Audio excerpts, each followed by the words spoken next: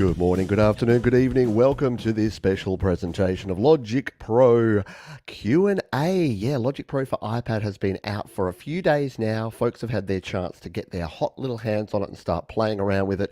We've already released some tutorials. We've done some live streams, and I thought it's the weekend here. It's Saturday morning here in Australia, Friday afternoon or evening if you're in the US, Canada, evening time for our folks in the UK and Europe.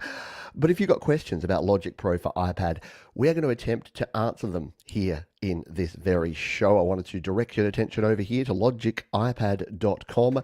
That is our one-stop shop for all things Logic for iPad. So if you'd like to check out all of the links to all the tutorials, if you need to know how to download it, if you want to see all of the information, it is all there, all the things you'd like to know. And as we build on our knowledge here and build on our library of information for Logic Pro, it will continue to be updated there. If you have a question and you're here on the show, the live show here today, just throw a big Q or the word question in front of your comment, and that'll just let me know that there is a question that I need to answer. We've had folks pre-show who have already been here and have already started asking questions, and I've already tagged some of those. So if you are here, I've got questions from John W. Adams, I've got questions from US Scar, Leslie Ann, DJ Phil, and George HZ or HZ, as we say here in Australia. So if you'd like to add your question to the list, just put a Q or the word question. Either way is fine, as long as there's a big capital Q in front. I will check them out as we go through the show and tag those and to answer as many questions as we possibly can. Let's dive straight into it, shall we? Because there's no time like the present. So I've loaded up a different track. So if you've been watching the previous versions of this tutorial, I've been using different tracks every time that we've been getting together and talking about this stuff. And this time I'm using my song called Groan. This was the Songtember track from 2022. And don't forget, Songtember is coming up. What? You don't know what Songtember is? That's our Song in a Month challenge, where I challenge you, all of you, to create, record and release a song in 1 month. And last year, this is what we created. And it's got Jade Starr playing the drums, and I've got some acoustic guitars in here. We've got a heap of different vocals, double vocals, background vocals, and it's a jam. It's a country kind of folksy tune, and it sounds a little something like this. Let's jump to the chorus. Never one Or at for least the going vocals. hard. Never had a fear of missing out. Chorus goes like Never this. had only one. No, it goes like this. I'm a grown There you go. ass man. Please take me home. Sorry, I realised I used the A word there. So if you squeamish for a bit of swearing, grown ass man. So yeah, we're going to use this as our basis track because that way we can use this to demonstrate a few things. I've had some questions come in during. Oh, there's all the drums. Look at that, very cool. I've had some questions come in through the last couple of days as well. So I'm going to be answering those that have come in via email and via other questions as well. All right, let's dive in because we've got some live questions that have come in here, and we're going to start. I'll grab yours, RK. I've just tagged your question. We're going to start with John W. Adams. Here's a quick question. Can you change song tempo or a time signature inside a song? If the song starts at 3/4 but changes to 4/4, or like Pink Floyd Money, 7/4/4/4, then back? Yes. Now, I buried the lead on this stuff because I didn't really cover this in any detail in my original tutorial because it's kind of like a next level thing. And it's actually this one button that you might be wondering, why hasn't John spoken about this button here before? And this is actually our global tracks. Yeah, you can come in here and you can see some additional tracks in here. We can have a look at all the different options that we have in here. We've got markers, and we've got a tempo track that are shown by default. But if we tap and hold on that space, you'll notice we also have time signature. And if we tap and hold again, we got key signature. So yes, you can use multiple keys, multiple times, and multiple tempos all in the one happy trackie. So yeah, short answer is we do have the ability to do that. And as we go through the show, I'm going to explore this. But to give you a quick view, so say you were coming, and we won't ruin the song. We'll go to the end of the song. So we'll extend out. We'll use our cycle range, and we'll come to the end here and say that I wanted to do a new version where I paused and then I went into a weird 5/4 experimental jam at the end, where we can hit the plus button here. We can say we want a time signature of 5/4, and we can hit done and done and it's going to actually change it up there. You can see there it's going to change that time signature between 4/4 and 5/4. Let's just turn the metronome on and take a listen, because I've got to be honest, I haven't actually done this before. The blind leading the blind, perhaps. Let's take a listen. Whoop. Because we've got that cycle recording on, this is something else that I'm getting used to, is it'll always play from the start of the cycle. I think you can change that in the settings to say play from the playhead, but while I'm getting used to this, let's turn it off there. So let's listen to the end of the song here.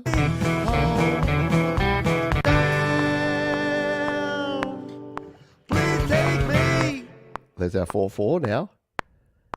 3, 4, 5. 1, 2, 3, 4, 5. You can hear the accents there on the 5/4, and you can make that whatever you like, and you can change between those. And as John was saying there, you could do like one bar of one bar of the other. I'm assuming, and again, without actually testing this out, can we copy? Oh, we can edit. So I guess it would be challenging. I'm not sure if there's going to be a simple way if you wanted, say, like an old Beatles tune where you'd have like 4/4 and then a bar of 3 4/4s and then a 2/4 and then 3 4/4s and a 2/4. I don't know if there's a way to do that apart from painstakingly add them in, but because it doesn't seem to have the ability to select these or to do anything like to copy and paste or duplicate. It seems to only be edit and delete. So maybe a little bit limited in regards to that, but it's there, John, and you can go ahead and add that in. Add the number of different type signatures to your heart's content. Let's see if we've got any other. Yeah, Interapp Audio is on its way out. AUV3 will be the future. We'll just answer that one quickly. Is Interapp Audio dead forever in Logic Pro? Yeah, I think so. I think it's all going to be AUV3. Apple announced in iOS, I want to say 13 or 14, that it is being deprecated, and we've basically just been waiting to see when that happens. Brain Games, I've grabbed your question there. I'm just checking for any other questions that may have been thrown in. Once again, if you've got a question, all you need to do is put a big Q in front of your question, and you will be able to check it out. You'll be able to ask your questions. Thank you. Appreciate you. Thank you, Robert Mack. Thank you, everyone, by the way. Hello to everyone who's here live. Wanted to jump straight into it. It was iOS 11 that they announced its death. Yeah, it's been a while. You've had a while to mourn the loss of Interapp Audio. We're now well and truly in the AUV3 world. And unfortunately, yeah, I know some different distributors, some different developers haven't quite got there yet. Can you use Logic Pro for iPad to receive MIDI clock from external gear? I am not your MIDI guy. In fact, as we go through here, I'm going to make notes here because MIDI clock from external gear is going to go into my list of Q&A questions that I need to get the answers to from people that know more stuff.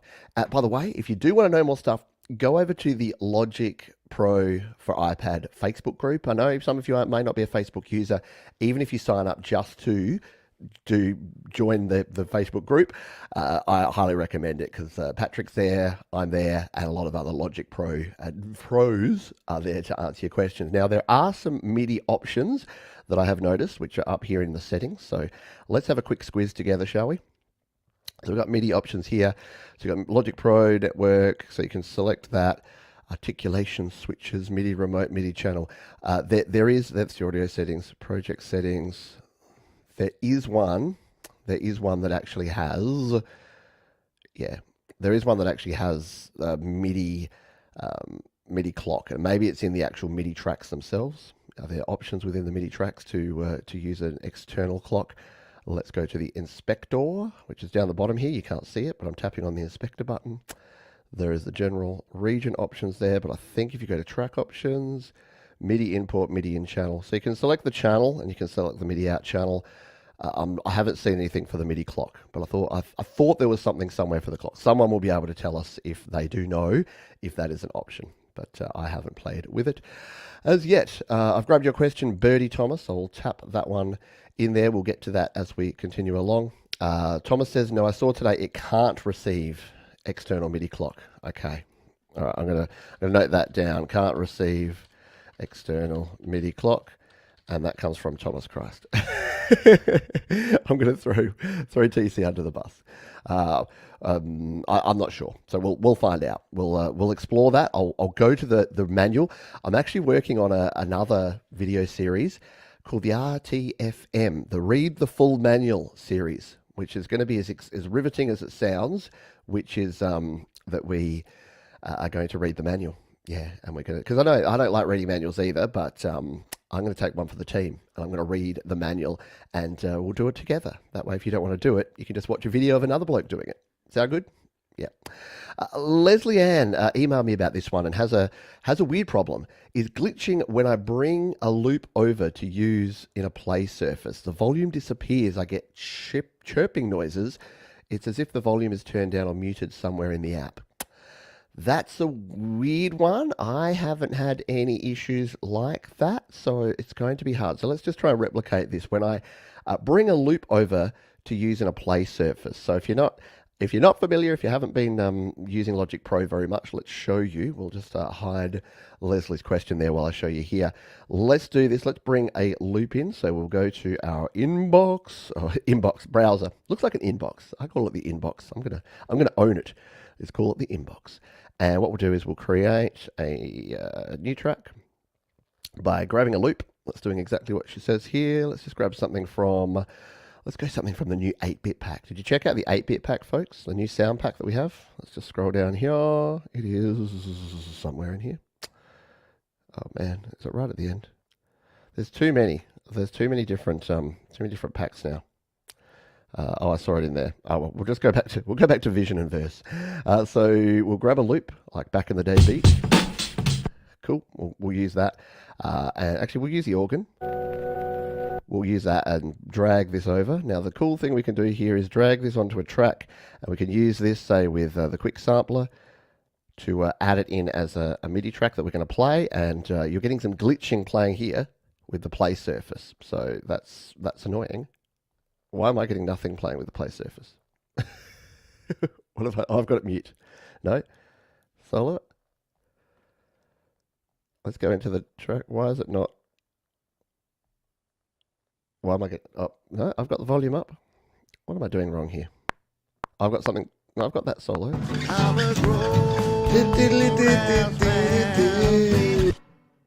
Okay, I've done something weird and wrong here, and this is going to happen, folks. Don't stress, because I am still learning as well. Let's try a different instrument, shall we? Let's delete that. Let's bring in.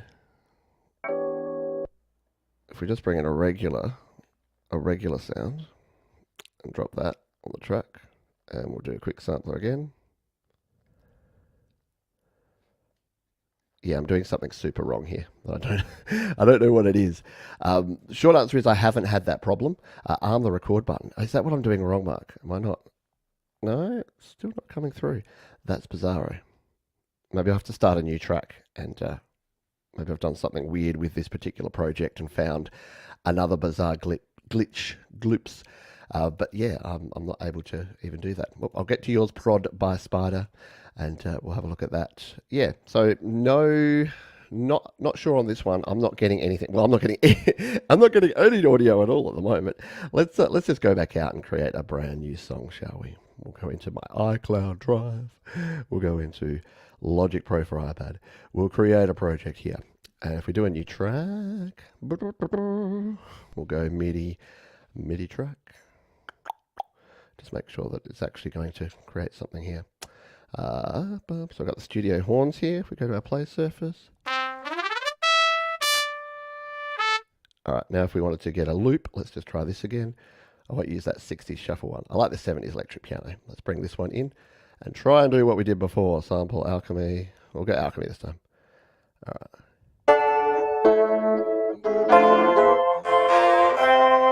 So yeah, if you're getting glitching just playing here, then yeah, I'm not. So apologies. Yeah, maybe ask folks over at the Logic Pro group if you're on Facebook, because they might have some suggestions for you. Welcome.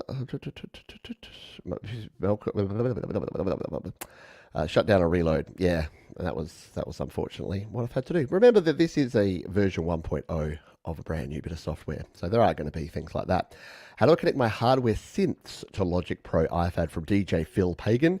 So bringing in a hardware synth in terms of being able to play it. So there's two ways that you can use some sort of external keyboard. You can plug it in as a MIDI keyboard, and you do that in exactly the same way that you've done it with iPad forever, which is to use a USB to USB-C converter if you've got a USB-C based iPad, or using a USB to Lightning adapter if you're using an older Lightning based iPad. Make sure you're using the genuine Apple one if you're using the Lightning one, or you can just use any standard USB-C or Thunderbolt connector if you're using a USB-C iPad. And then you basically plug in your MIDI keyboard, and instead of having to play on the keyboard here, you play on your external keyboard. If you're talking about having a hardware synth that you want the actual sound of that synthesizer coming in, which is what I'm assuming you're talking about, what you need to do is actually plug that into an audio interface. So for me in particular, I'm using the Steinberg UR22C. There's a heap of different audio interfaces you can use, everything from an iRig from IK Multimedia all the way up to, you could use Arturia's. They've got the Mini Fuse and stuff. I know Jade Star likes that one. You've got M Audio, you've got Focusrite Scarlett. You've got a heap of options there. So if you go to my gear guide here, studiolivetoday.com/gear, here's my mobile setup. So I've actually got two different interfaces that I use. I've got this one here, which is the iRig Pro Duo. So this is a really simple interface that you can plug straight into your iPad. Here it is here. Comes with all the cables you need. So this one you don't need any adapter at all. You can plug it straight in. And see on the front there, it's got the two different inputs. That's going to be your left and your right. So it's got stereo TRS inputs. So if you've got a synth, it'll have stereo outputs. So you plug the outputs of your synth into the inputs of that. You plug that into your iPad and you start recording. The other one that I use, not there, back over here. Where's my gear guide? Oh, I went into that, it's by mistake. The other one that I use, which I'm using right now that I like, is this one, the Steinberg UR22C, which is my interface of choice. And again, with this one, you've got two there. You can either use those for microphones, so plug two mics in. You can use it for unbalanced, like guitar cables, or you can see there it's got a line-in option. So you can plug in a stereo line-in and record to your heart's content. So you can do that with any app on your iPad or your iPhone. You'll be good to go there.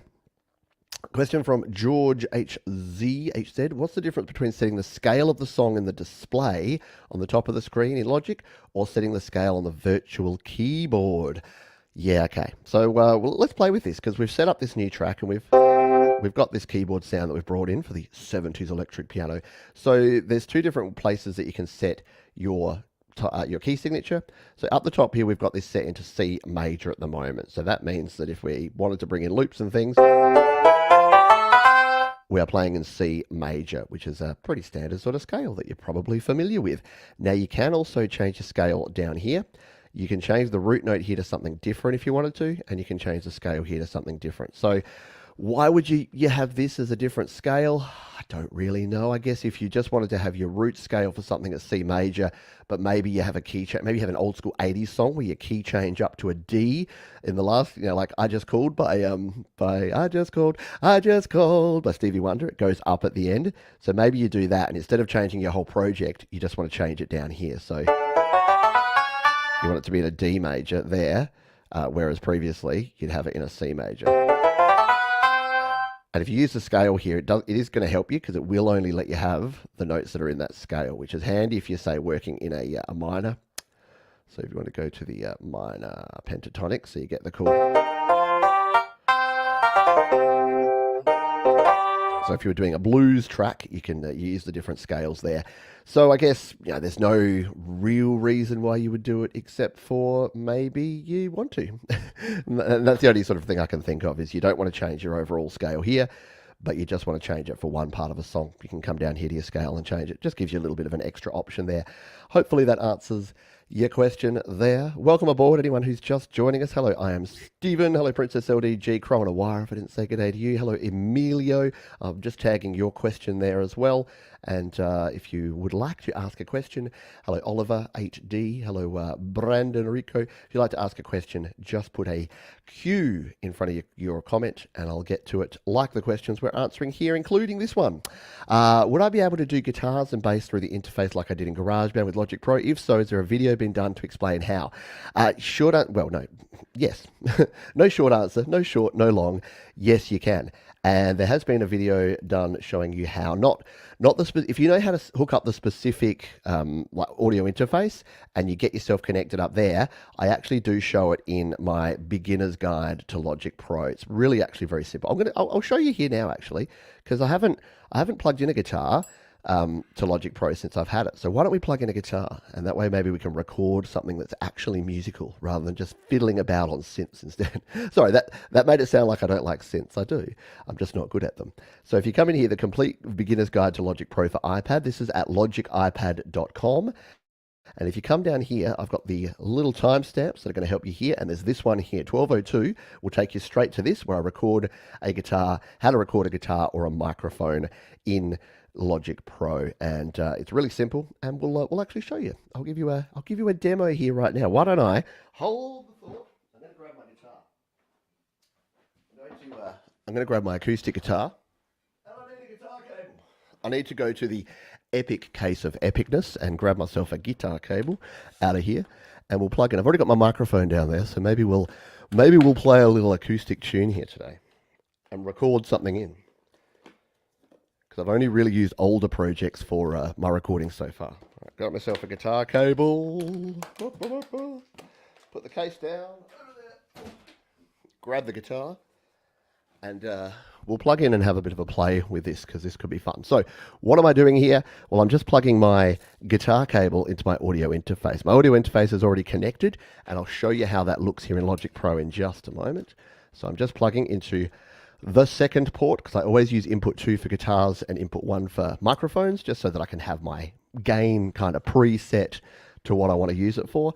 Plug the other end into the plug of the acoustic, and let's get ourselves set up to record. So I'm going to come out of this one. I'm actually going to set up a new project. Let's just play something brand new so that I can pretend that I'm going to create something here. We'll hit the Create Project button. I'm just going to pop your question down for a sec there. Okay. We'll go to the tracks view, because this is where I live and where you probably do too. Now, here's how we can record audio. We've got the audio track here. We tap on the 3 dots in the bottom right corner. We want a mono input, so we can select there. To our question from the folks before, the user before that asked about a synth, that's where you'd choose stereo. If you had a stereo synth with TS or TRS outputs, so 2 1/4-inch outputs going into your 2 inputs, you'd choose a stereo track. We want a mono track, and we actually want this to be input number 2. And I'm going to turn input monitoring on there already. We can adjust that afterwards, but we're going to leave that on, and we're going to hit create. And this is going to create us a brand new audio track. Now, I haven't used this before, but let's just type acoustic, because there should be an acoustic guitar preset in here. Did that actually work? Why is it giving us all this stuff? Acoustic. Well, we'll just put a small acoustic, small reverb. Tracking vocal. Is there anyone that's just the standard, like acoustic guitar sound? No. Let's search audio patches for guitar instead. Auditorium. It's got all of our electric guitars, but is there not a standard acoustic guitar sound in here? Maybe not. Seems to all be electric guitars. What if we put the word acoustic in there as well? Acoustic. All right, there we go. Natural stereo or natural strum. All right, let's just try this one. That looks good. Sounds good. So we'll use this. There you go. We'll tap it. Because we've got our replace mode on, it replaces it straight away on there. Now, let's see if our not coming through yet. Why not? Because, as Mark said before, we need to hit the record. Nope, still not coming through. This could be the quickest demo ever if it doesn't actually work for me. Let's turn on the other. We'll customize our track header so we can actually see the input monitoring here. So we do have input monitoring on, and if we go to our track here, our fader, this one here, let's just check how this is set up. Boom, boom, boom. Steinberg input is mono, and it's number 2. Maybe it's this cable. Maybe we'll record vocals instead. No, it's not coming through at all on there. Definitely got all the same stuff set up correctly there. I'll plug in my microphone to input 1 just to make sure that it's not me setting it up incorrectly here in Logic. Don't you love it when you do a whole bunch of stuff in testing and then you go live and it doesn't work? So let's set up a track. Let's set up a second track here by going to the plus button. Can you tell I'm still getting my bearings on this stuff? Let's hit that one, and we'll go this time to input number 1. Make sure input monitoring on and hit create. Check 1, 2. That's working perfectly, so that's all good. So I'm thinking it's probably either my guitar is out of battery or my my guitar cable needs replacement. Let's grab a second cable. We'll get sorted, folks. I'll grab the good cable. I'm going to the drawer for the good cable, the Ernie Ball cable here with the nice sideways. What do they call those? The little L-shaped things at the end. This one works a lot better. This is the cable I use for my happy hour shows. So I know it's going to work. I know it's going to work. Unless there's a problem with my guitar. That's looking better. All right, we're set. So now we have both our guitar and our microphone that we can record onto here. So if we play a little bit here.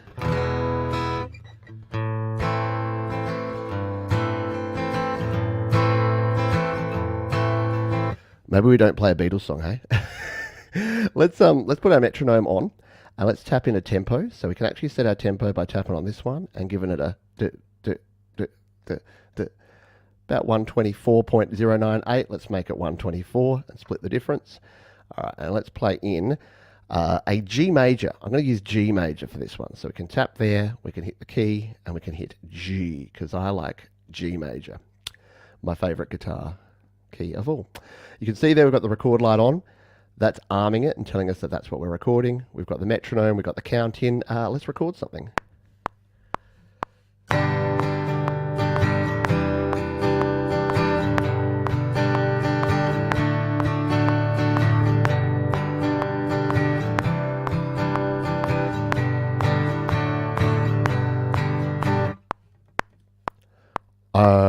Stop. So that is how we do it. To answer your question from before, RK, we plug in, you make sure you're using a reliable cable, and then it's as simple as doing that. So if we just want to refresh those steps, what you want to do is you want to set up a new track by hitting the new track button like that. Under your audio, tap the 3 dots, set your channel here, which is going to be your input 1 or input 2, your format to mono if you're using a guitar or a microphone, set your monitoring on there if you want to make sure it's there, hit create, and then you're good to go. You're ready to record in. So there you go. We've got a track there. Let's take a listen back to it, shall we? What does it sound like?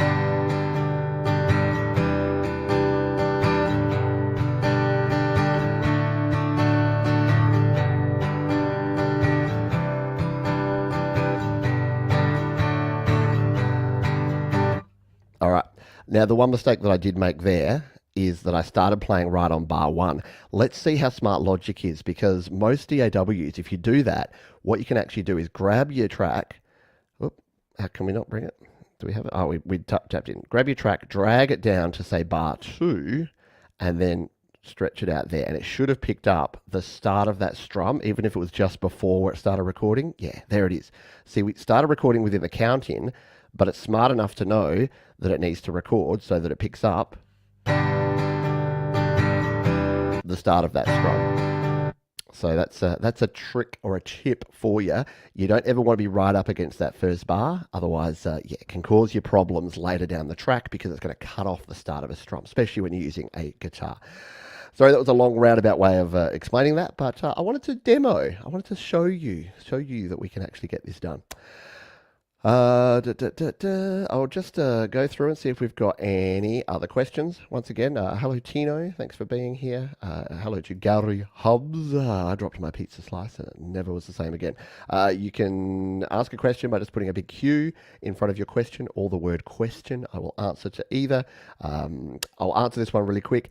Multi-out MIDI, no MIDI output at this point in time. You can set an output in a MIDI track. You can't output MIDI files, but I'm pretty sure. Let's tag that. I'll come back to that one afterwards, Keith, because I haven't played around in the MIDI tracks, but I'll take a look at that one. JJR Doob, I've tapped on your question and thrown it in there. And DJ Phil, I will tag your question as well. Robert Mack, I've grabbed your one there as well. And I think we've got everyone. Emilio, I've tagged your question that's in there too.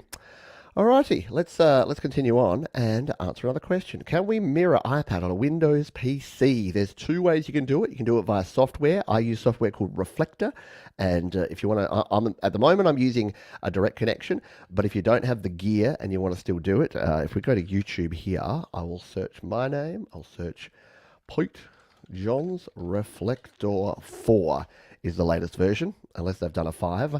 But you'll see on this one here. This is it.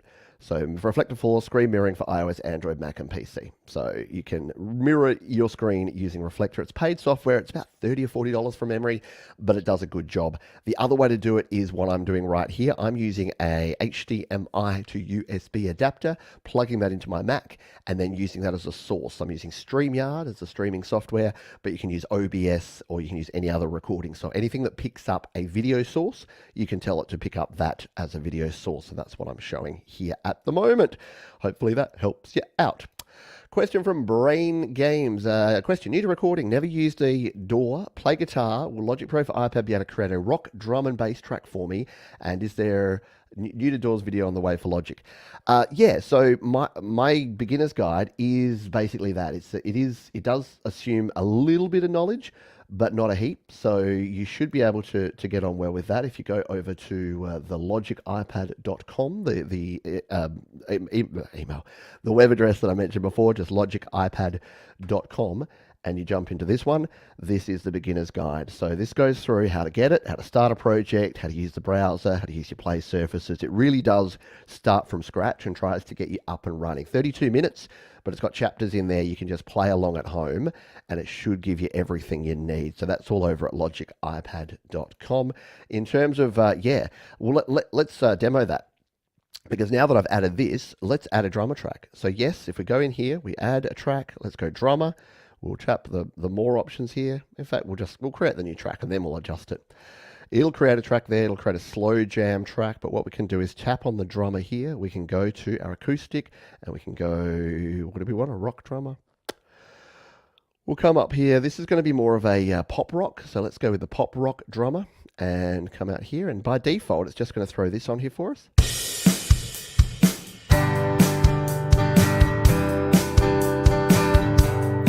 So that's going to work pretty well.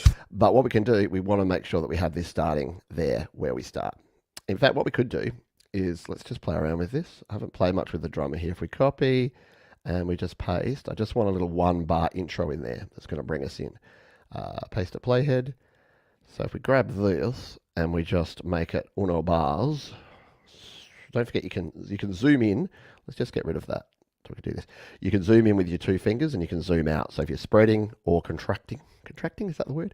Spreading or putting closer together your fingers, you can just add them. You can adjust your sound, adjust your size of your play surface of your area here. So let's just grab this and throw this little bit at the front. Like so. If we double tap that one, no double tap. See, getting used to this. We tap on the edits window. Let's just like throw the fills up big time for the start of this. And like really complex, and see what sort of weird 1-bar intro feel it's going to give us here.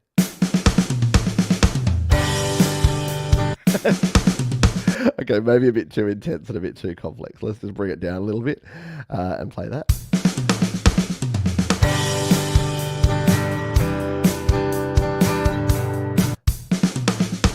Cool. We'll go with that for now. So yeah, you can see there you've got a heap of different drummers. Bass, yeah. Let's use a bass track. Let's use one of the virtual basses to add into this. We'll build up a little 8-bar loop here with this one. We'll hit plus. We'll go MIDI. Let's find a MIDI bass. Go away from plugin presets. We'll go to instrument patches. Because I haven't played much with the bass. We'll go bass, and then we'll go electric bass because we want an electric bass. So there's your old school Liverpool, your muted, your picked bass. Solid Soul, what's that? That sounds pretty cool. That's one we don't have in GarageBand, so let's use that. Solid Soul there. And here's the cool thing. We can use our play surfaces down in the bottom right here, which I will just pop your question out of the way so we can see this better. So your play surfaces button's down in the bottom right here, and you'll see that it'll default to a bass.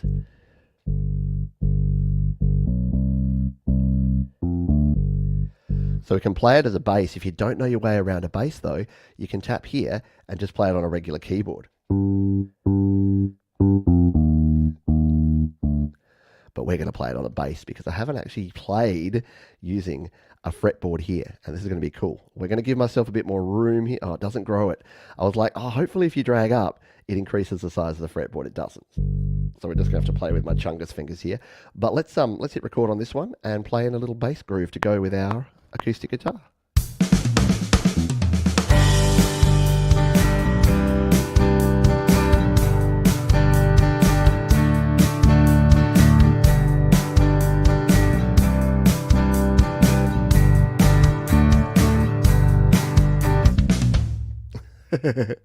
There you go. Hit the stop button. We've now got some MIDI notes entered in for this, which we can edit, we can play with, we can quantize to make it right on the grid, and maybe if we get questions about those things, we'll do that later in the video.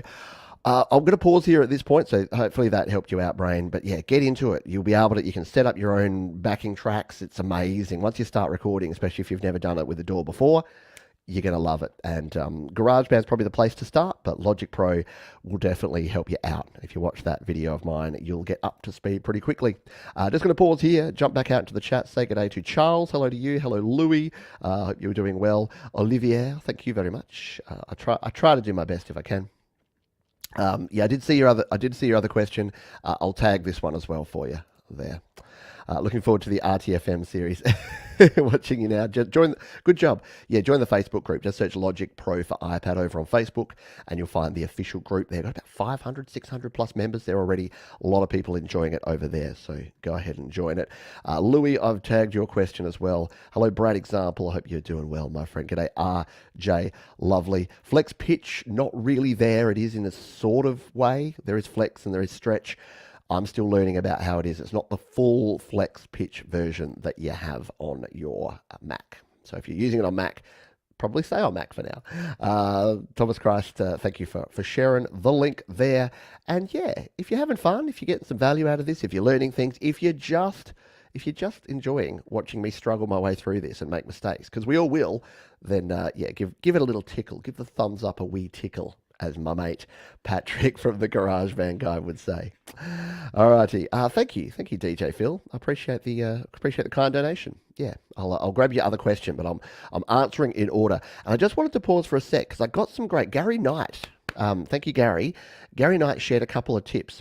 He said one tip that you probably already know, I didn't, maybe some of your viewers don't, is that you can close all the open panels by double tapping the bottom control bar, and double tapping again will open them in the same configuration as before. Yeah, I didn't know that. So if you double tap, check that out. Yeah, and then double tap again, vroom. So if I'm recording this bass in, or I'm auditioning different bass sounds, I'm doing some MIDI note editing, and then I'm just like, oh, I just want to get back to my view. I want to be able to get back to the track. Guess what? If you just double tap down here, not on any of the buttons, but double tap on the header there. Oops, sorry, this one. Double tap on the header there, you're back to here. So then you can, cue yourself up. You can make your changes here, and then you can go, oh, okay, now I want to get back to editing. Then you can double tap anywhere down here. And it's going to oops, I tapped on the mixer that time. Oh, double tap. Oh, so now it's ruined it. The problem there was it dragged me over to the mixer because I'm using a mouse, and sometimes Apple gets a little bit too fancy. But if we bring this back up to where we were, so we had this sort of view and we had the browser open, then yeah, double tap, goes away, double tap again, comes back. How cool is that?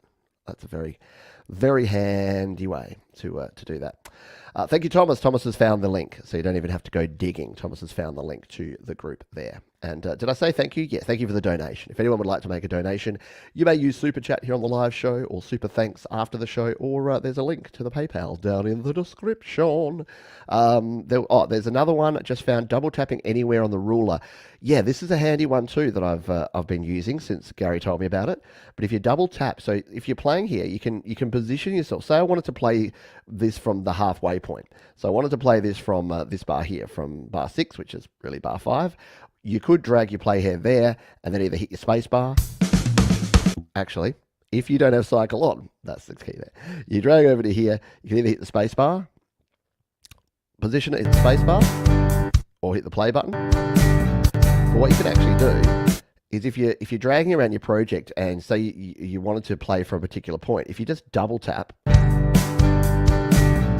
it'll move the playhead and start playback. So I found that super useful. So thank you, Gary Knight. See, I get more information from you folks than you get from me, I swear.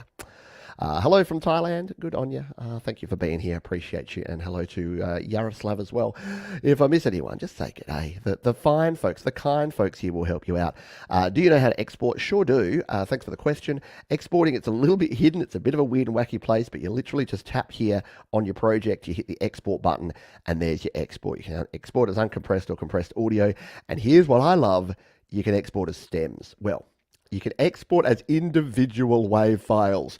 I know whenever I say stems, someone gets their knickers in a twist because they're like, John's stems are not actually individual tracks. A stem could be a guitar stem. It could be 4 different tracks, or it could be a background vocal stem. Stemming stuff out doesn't work. Yeah, I know, I get it.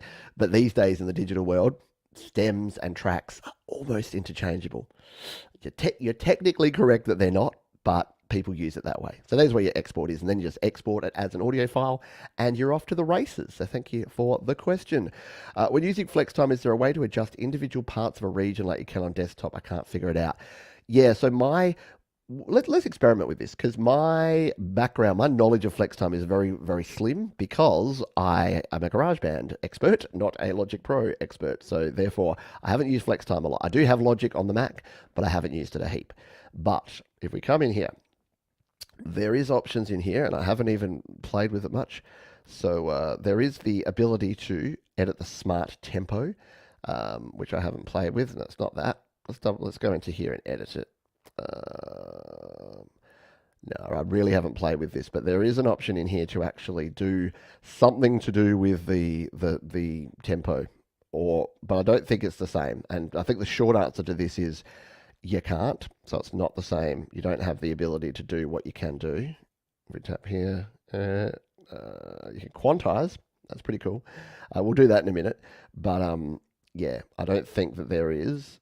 You can remove tempo information. You can add project tempo, write project, edit smart, analyze the tempo. That's what I was thinking you can do. So you can analyze the tempo, and it's going to kind of work out the tempo of the track, and then that will help it with quantization and other things, I'm assuming. Short version is, don't know, haven't played enough with FlexTime or the ability, but what folks have been telling me that love FlexTime and use it in Mac is that you don't have the same, especially Flex Pitch, you don't have the same ability to do what you do in Logic for Mac as you have in Logic for iPad. So it is a more limited version of that. At least that's my limited understanding of it. Someone in the chat's probably adding some more details to that. Alrighty, let's, I'll grab your question, Oliver. Please, just put the word question or a big Q in front of your question if you have a question, and it'll just help me understand where the questions are at. Can we write or record automations during playback instead of manually adding and drawing automation points? Yeah, I haven't done it, but I believe we can. So let's do that. I don't know what we'd really want to automate with this, but let's just pretend we did want to automate something, because I haven't done a lot of automation yet. So if we turn on the automation lanes here, let's, because we can always do volume, let's do panning, and we'll do absolute panning. By the way, absolute versus relative. Absolute means that the automation will pan to exactly that point, But then if you change the pan on that track, it won't move. Same with volume. The relative means if you change the volume, it will change the automation curve relative to the new volume. So if that didn't make any sense to you, that's what that's about. So we've got touch, we've got latch as our modes here. So I think if we play this, we can adjust the panning as we go. It's a good question because I haven't actually tried it yet. Let's go to the mixer down here and be on this track. Again, this is all something that I just haven't done any of yet, but we can learn together. So you can see there your automation that you have on that screen will change whatever you have here for the track. So whether it's touch or whether it's latch automation. I think it's latch that we'd need if we wanted to actually adjust it on the fly. Let's just play this and see.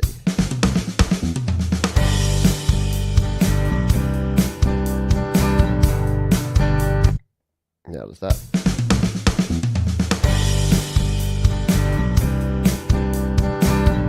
Yeah. So what I've done there, because I think Emilio, are you vision impaired? I know some folks that are watching or listening to this stream are vision impaired. So what I've done here is I've hit the play button. I've got automation set to latch mode, and I've hit the play button, and I'm adjusting the pan on the fly. So that way you can actually record in what you want to do with that. So say I wanted to do this with volume now. If I hit the play button again, turn the volume down, bring it back up. That was my recording of the automation. Now if we play it back again, it's panning to the left, to the right, the volume's going down, and the fade is coming back up. So it is recording those movements. So short answer to your question, Emilio, without me having done a heap with automation in Logic Pro yet, yes, you can. You can draw in your points. You can actually program in your automation points using the touchscreen, or you can actually use the latch mode to actually do it on the fly. So if you like to go old school with your mixers, you can actually do exactly that. That's going to sound weird now, isn't it? Let's use the double tap to go back to here that we did before. That's cool. And what you can see on the screen here is it's actually added in those points. So we can see the volume one there. If we go over to the panning, we can see the panning automation points there. So it's created that little snaky set of dots there. And is there an easy way to delete all of those, I wonder? Can we select all and delete?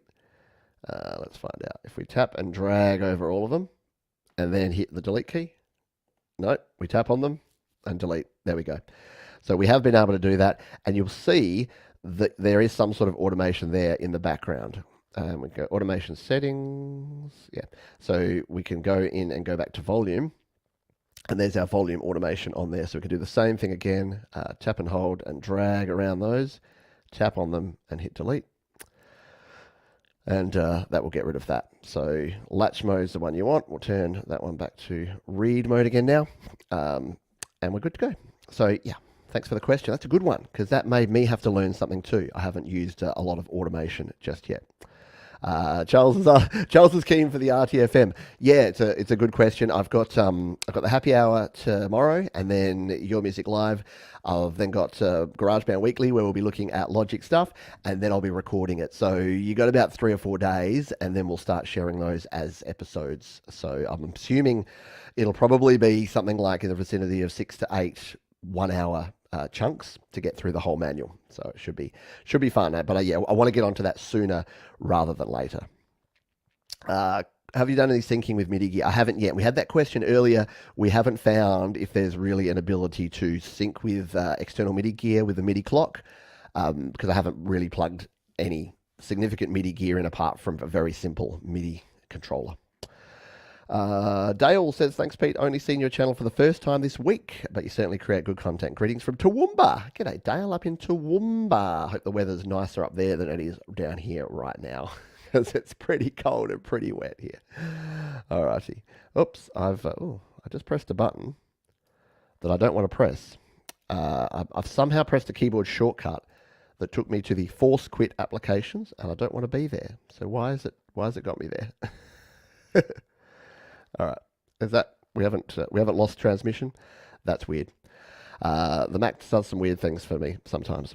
I'll just see if we've got any other questions, and then we'll continue on with the ones that are already in the bag. All right, yeah. If you're just joining us here and you're having fun, thumbs up, guns up will always help. So thank you for your kindness there. And if you do have a question, just put a big Q in front of it, like Keith Munro has done. Multi-out MIDI.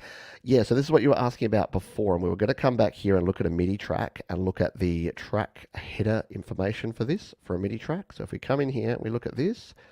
You've got audio routing, output, stereo output. It doesn't look like we've got bus, so you can output it to a bus, you can output to the stereo output. It doesn't look like there's any more. Let's go to the inspector. Inspector. Doesn't look like we have any ability to do multi-track of MIDI controls. Your system has run out of application memory, is what it's telling me. Because I'm using Firefox here to do things, and it's asking me to force quit application. How's it run out of system memory when it's that's bizarre. So I found a flaw. I've moved to Firefox, but now I've found a flaw in the system. So we're going to have to see if that stays okay. Yeah, I've not come across that before. We'll see how we go, because I've always had plenty of memory. I've already got 8 gig of RAM, haven't I? Yeah, okay. So there you go. Firefox uses more memory. We'll have to jump out and jump back in just a minute, but we'll continue on and hope that things don't completely fail. So yeah, multi-out MIDI, not really sure on that one. JJR Dubé, how do we invert a MIDI region? Invert a MIDI region. Good question. We'll come in here to our MIDI options. Trim. We've got trim, split, bounce and join. We've got convert to separate by note pitch, convert to drummer region. Oh, that's cool. I didn't know we could do that. What is that going to do with a bass? How do you have a drummer that's a bass? That's cool. How weird. All right, so yeah, don't do that though. Let's undo that. Bob, bob, bob, bob, bob, bob, bob, bob. All right.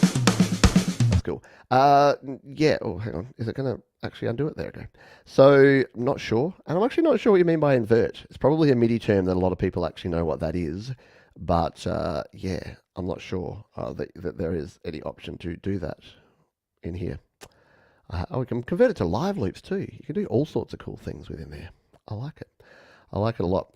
All right, we are going to take a quick pause here, folks, because I've hit a small snag in the machine, and it's not helping me out here.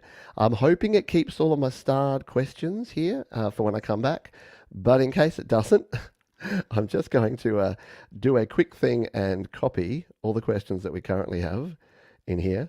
And we'll jump out and we'll return back in. But I found a flaw. Basically, I moved to Firefox because I was having audio issues in Google Chrome, and now it seems that Firefox works but uses up a heap more memory than Chrome does, and I'm concerned it's going to kick me out and cause problems there if I don't do a quick refresh and close out of Firefox and come back on in. So if you I've copied all those across to OneNote now.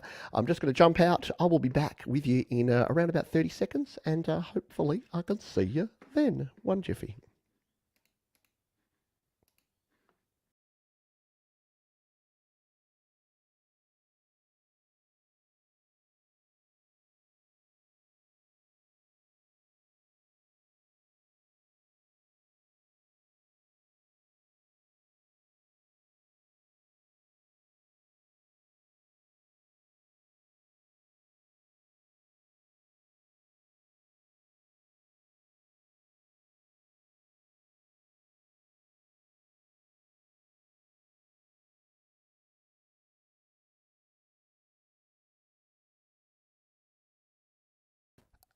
And thank you for your patience, folks. I appreciate you. Hopefully, we are back up and running. It has kept my starred questions, which is cool. I've grabbed yours, Joe and Barry Glenn. We just got to get ourselves set back up here. So yeah, we've found the limitation. We found the limitation of the Mac that I'm using here, which is that I have a Mac with only 8 gigabytes of RAM, and it has been working fine and dandy until just now, when I've tried to use Firefox as well as Chrome. and I might just need to do some tweaking within the settings there. But we'll get things back up and running. There's our iPad. There's our screen. Here we are. It's like nothing ever happened, right? Nothing ever happened. Hello, here I am. Thanks for being here. Thanks for your patience. We'll get to the rest of these questions. Next up, we had, so we're looking at inverting a MIDI region. So, I guess that there is no way to just like reverse, there's no options here apart from split, trim, move. There's no way to actually do that. Let's come in here to the edit mode, shall we? The edit window. And embiggen that. And see if there's anything that I'm missing here. So if we say select all, and then we tap on those, can we... All right, so what have we got here? We've got articulation, transpose. So we can transpose up and down octaves, but there's no other way to reverse, invert, do anything else. There's nothing over here on our options. No, doesn't look like it. Yeah, I don't think we can do anything funky like that. So I'm going to put it in my notes here of things that we don't know yet. So MIDI, invert MIDI region. Because I don't look like we can. So apologies for that. And I don't know, because it doesn't look like we can do it. DJ Phil, sorry, should have been more clear with my question. I have a Tascam 16x8 and an iRig 2. Pretty much how to connect it all. My question was how to do and MIDI to the system's synths within Logic. Okay. MIDI to the synths within Logic. So if you've got an audio interface that has MIDI input, that should be selectable as your MIDI input, just like a MIDI keyboard should be. So if you're going through your audio interface with MIDI, then you should be able to select that as the MIDI in. It should pop up once you plug it in, but I need to do some more testing myself because I haven't done a whole lot of MIDI connections. I've only plugged my M Audio key station in once and it just worked. So I haven't actually plugged through an interface or anything like that. So hopefully that's sort of what you're asking there. One more question if you get to it. How do you create and save your own drum kits using your own samples? Yeah, so there's the drum machine designer. We came out of that project. Let's use this double tap method. Double tap. Yeah. There is a way to set up drums and to use your own samples. Because of the way you bring your own audio into GarageBand, I haven't really played around with it in depth. Let's just see if we can do this on the fly. Why not? If we go and we add, what if we do a pattern and then can we create a drum machine ourselves? So if we've got a pattern there, so this we'll use acoustic drums. And we'll go the SoCal kit. All right. So if we just drag that whole kit onto there, no, that's not how it works. What about out here? No, I haven't done enough on this to actually work it out, but I would hope that we can bring different kit pieces directly onto a track here, but I haven't explored it yet. It's probably in the drum machine designer out here, but I haven't played with that yet. I need to learn. There you go. That's where we're going to be doing. Oh, look, there we go. We can change the kit piece here. But,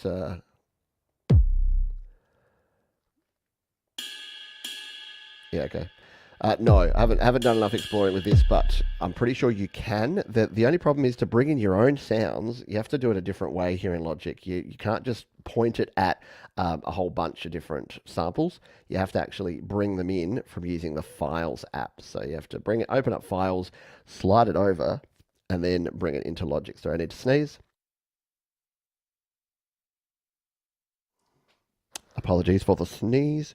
So yeah, we need to actually find the files here. So if we just go like .mp3 to find .mp3 just to find something random. Nope, can't find it. Not going well here. Let's go into iCloud Drive and search. I'm sure I've got some MP3 files in here. There we go. So we've got like a sound here.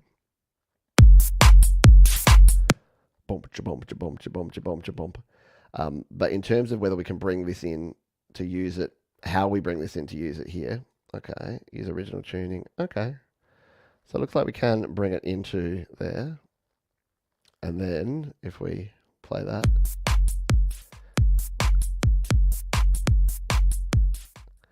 Okay, so yeah, there is the ability to do that, but it looks like you have to bring up your sounds, open your drum machine designer, and then add them to each individual kit piece. So, but then you can actually save it in. So you can then save that as a favorite, as your own, as your instrument patches, and have your own drum kit with your own drum sounds. It'll be an interesting one to do. I'm going to note it down to because I know that there's people that will want to create your own drum kit using samples, and it's something that I need to learn. Maybe after we've done the after we've done the RTFM series where we've read the manual, we'll then know. Yeah, you can bring a drum sample into the drum machine designer to populate as you did just by dragging to the different pads. Yeah, okay, cool. So yeah, thank you. Can you walk us through the drum designer feature real quick? The drum machine designer, I can. I will. I'll hold on to that one. I'll tag that question, and if we have time, I'll come back to it because it is one thing that I haven't spent a lot of time with, and I know other people have, and I don't want to just be sitting here wasting your time by saying I think you do this, and then I think you do this. I mean, part of this is learning together, which is fine, but I also don't want to be. Yeah, I'm the same, Tremor Bear. It's too complicated for me sometimes. The beat breaker and Can you play a MIDI region in reverse? No, it didn't look like you could. I haven't worked out how to do reversing of MIDI regions at all. All right, let's see if we've got any other questions. Yeah, Firefox has been a pain in the ass. Yeah, it looks like it's just using a lot more. I thought what is it? Chrome is a memory hog. Firefox seems to be the ultimate hog. Robert Max got a question: can projects be stored and run from an external drive to save space? No. So I'm pretty sure Jade Star tried this. I haven't tried it specifically, but I think there are issues with performance and with it crashing if you do try to actually open and start it and use it from an external drive. What I would recommend more so is to actually, what am I doing up here? Why have I got that top bit there? I don't know. Sorry. I don't know why I've got replace sample as a little button up there, and I don't have my right thing here. Oh, I can't even close out. It's because I was in there and I was doing that sample, and it's got replace sample there. Yeah, so no is the short answer to that one. I'm just going to I'm going to close Logic and reopen it because I don't know how I got that up like that. That's better. I lost my whole top because it still had that replace sample button. So what you can do is, and what I've recommended in the past is if you've got a whole bunch of stuff, you can store it on your iCloud drive, of course, but say you've got a big Logic project and you want to work on it later, but you don't want it right now, what I would actually do is compress it, which you can't do from in here. You've actually got to go to the Files app. So I would come out here, I would go to the Files app, I would go to your projects, tap and hold on them, and hit the compress button, and that's going to compress it into a zip file. That means it's going to be compatible with any other file system you use, and then copy that over to maybe a Google Drive or copy it to a Dropbox or some other location. And then when you want to use it again, you can bring it back in and use it back on your iPad after that. So yeah, that's probably the easiest way to go with that. But yeah, I don't think you'd have a lot of luck using external drives to store your projects. I would leave them on your iPad or you will run into trouble. Cool. Let's grab the next one. And it is from Louis. Says, I haven't tried yet before I get the free trial. Can I connect my iPad Pro, which has USB-C, from my Focusrite? Yes, you can. So if you've got a Focusrite, one of the new Focusrite Scarlett, the Series 3, I think they are, the ones that are USB-C direct, then you can literally plug directly USB-C into your iPad. I always recommend a powered USB hub, personally, just because I find that it provides better power and it means you can charge both your device and your iPad as well as have them plugged in, but you can just plug directly into the USB-C port and it will work for most setups. especially in iPad Pros. They have enough power to power pretty much any USB-C audio interface. So yes, you definitely can. I've got my Steinberg UR22C, which is also a USB-C. I just go through a hub just again for that reason that I want to power my iPad up and power up the hub at the same time. But you can go direct in as well if you would like to. There is no way to display two plugins at the same time, for example, Synth and FabFilter EQ. Yeah, there isn't, not that I've found. So if you go to your plugins here, you can have them displaying, so you can have them all in the plugin tiles view. I'll just pop your question down so you can see this in more detail. So you've got your plugin tiles view down the bottom with your channel EQ, your compressor, and stereo delay. But you can't actually bring, if you bring one of these up, so if we bring the channel EQ up, that takes up this whole spot, and you can switch between them pretty quickly. So you can tap on these buttons down the bottom here, which don't work with the mouse for some reason. So you can tap on the buttons down the bottom here to switch between your different plugins that you've got added at the same time, but you can only view one because you can drag this up and down, but you can't drag it sideways, and you can't have two on the screen at the same time, which is, I don't know. I like it because it's a nice clean interface, but yeah, I can understand if you wanted to do some real-time filtering or some automation on your plugins, it could make life pretty difficult to do. You know what? I actually wanted to try something here. I wanted to try some automation. Let's just go to the latch mode again. I wanted to see if we can actually do, because I thought we could do this, but can we do some filtering here? Like, let's just play this for a sec.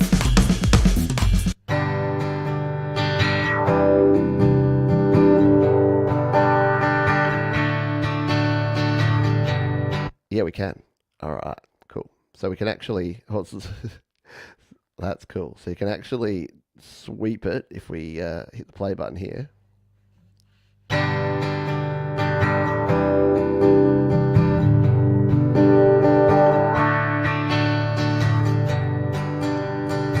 That's cool.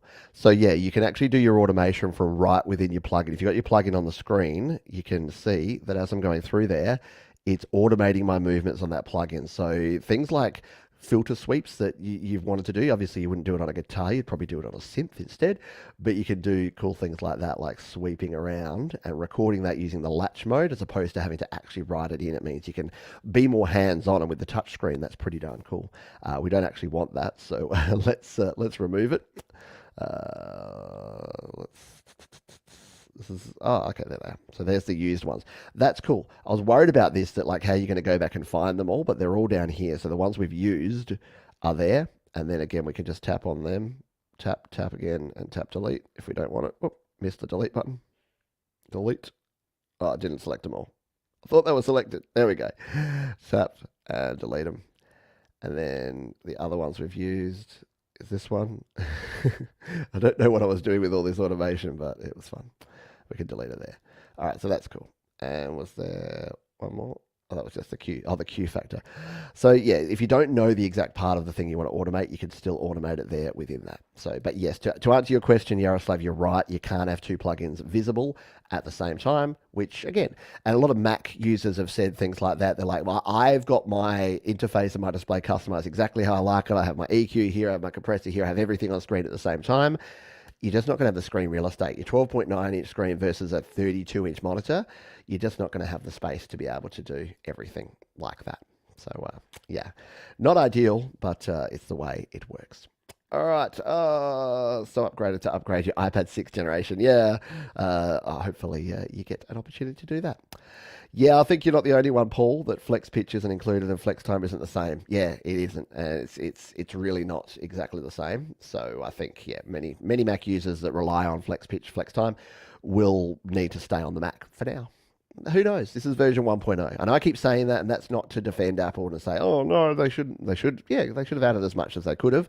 But it's pretty stable. The one thing I will say about this app is, apart from that weird thing we just had happen before, where it left that sample thing at the top, I haven't had a whole lot in the way of crashes. And most of the crashes have probably been my fault that I haven't really known what I've been doing. So it's not been crashing as much as I got into a position where I'm like, help, I want to get out of here. And then I get out by just getting away. All right. We do have more questions here. So one from Oliver. Are the USB-C going to become the new standard? How is it better than Lightning? Yes and yes. So it's better than Lightning because it's got more more compatibility. So USB-C is a standard. It's not an Apple thing. It's a universal standard that's used across everything, and it means that instead of having to use the Apple Lightning to USB 3 adapter, and when things happen like iOS 16.5 that bricked a whole bunch of non-Apple Lightning adapters, that's not going to happen because Apple simply can't do that because USB-C is USB-C. It's not an Apple thing. You don't have to have them made for iPad. You don't have to pay the extra for that MFI labeling on your stuff. So yeah, USB-C is going to be the future. There's only one iPad, I think, that still has Lightning that they're selling, which is the No, it's not actually. Even the latest, even the 10th generation iPad regular has USB-C. So the 8th and 9th gen have Lightning, but they're definitely phasing out Lightning from iPads, and iPhones will be next, but probably not the 15. Which is annoying, I know, because many people like me have got a lot of Lightning gear and it doesn't really need to be used anymore. Have you figured out how to reverse an audio region? Couldn't for the life of me find how. Yeah, I haven't, but let's have a play. So it's not in our regular menus because I've definitely played with them. So let's tap our extended memory down here.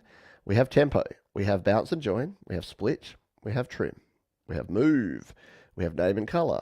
It's none of these. We have takes and folders, we have cycle, we have select, and we have edit, which doesn't have any ability to reverse. So let's go into our track here. I mean, what Apple would tell you is use Beat Breaker, use the sampler, and adjust it there. But there should really be a way to just it's a pretty standard thing to do to reverse a piece of audio. And check down here again. I think these are all the same things. I don't think there's anything. And look, if you've looked, I trust you. I trust you that it's not here. But no, it doesn't seem to be there. Let's check the manual. Let's RTFM ourselves here a little bit. So if you hit the question mark up here and tap on Logic Pro Help, originally they only had the PDF version. They now have the guide up here. So you can actually go in here to the table of contents and you can go in and check things there. But I don't think that's going to have a great search. So I think we're going to have better luck opening the PDF and searching in here. So open the PDF, and if we just do a find... Oh, it was doing this to me yesterday.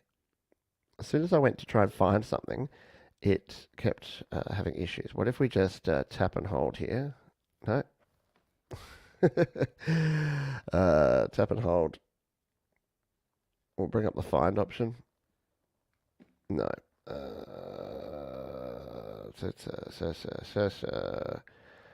You can tell I don't use this a lot. We'll have a quick look here because we might be able to find it in the record audio. It'll be edit regions and cells, edit audio regions. Let's go to edit audio regions or cells. So intro to the audio editor. But yeah, I'm pretty sure that they're all the things that we can do.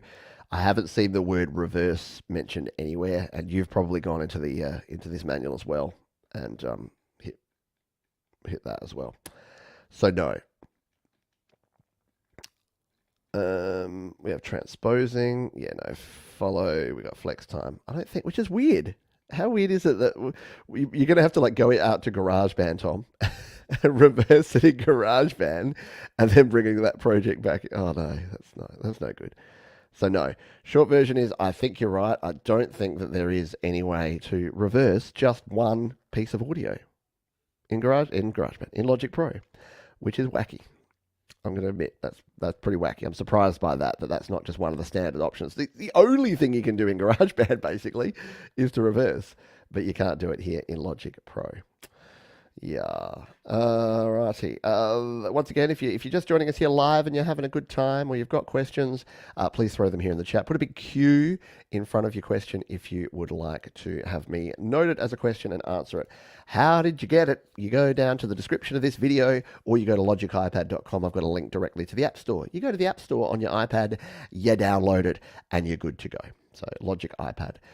You can select a region and hit Shift Spacebar to play from the start of the region, just like on a Mac. Okay. So hit Shift Spacebar to start from play from the start of a region. So say this one was only coming in there, and we were down here. Can we hit shift and spacebar? Oh, do we have to be within that region?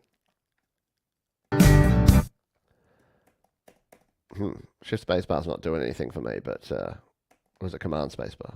Nope, that's the search. Yeah, okay. Can hit shift spacebar to play from the start of a region. Wonder why it's not working for me. Because shift is bringing up the multi-select. Oh, because that helps you multi-select things. But shift spacebar doesn't seem to do it. Maybe I'm doing something wrong. Almost definitely doing something wrong.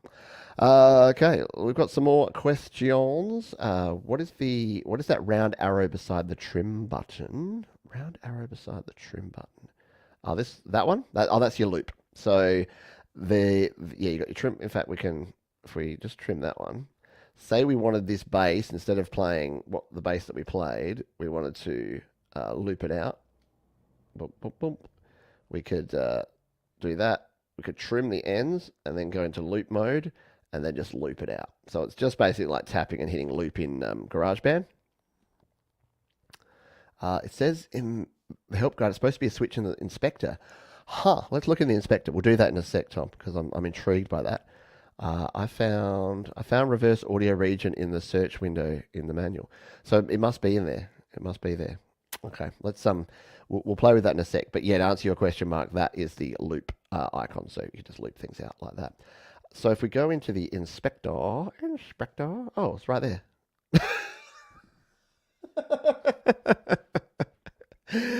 I thought I was missing something. I thought there was something in there because this is where you've got all of your fine tuning and you've got your flex and follow. You can adjust the tempo there. Oh, okay. I've only ever played with the quantizing. I thought this was just like your names and your colors and stuff. But there it is. So yeah, we wanted to reverse this guitar. Problem solved. We reverse it there. Let's take a listen to it now that we've gone to that effort.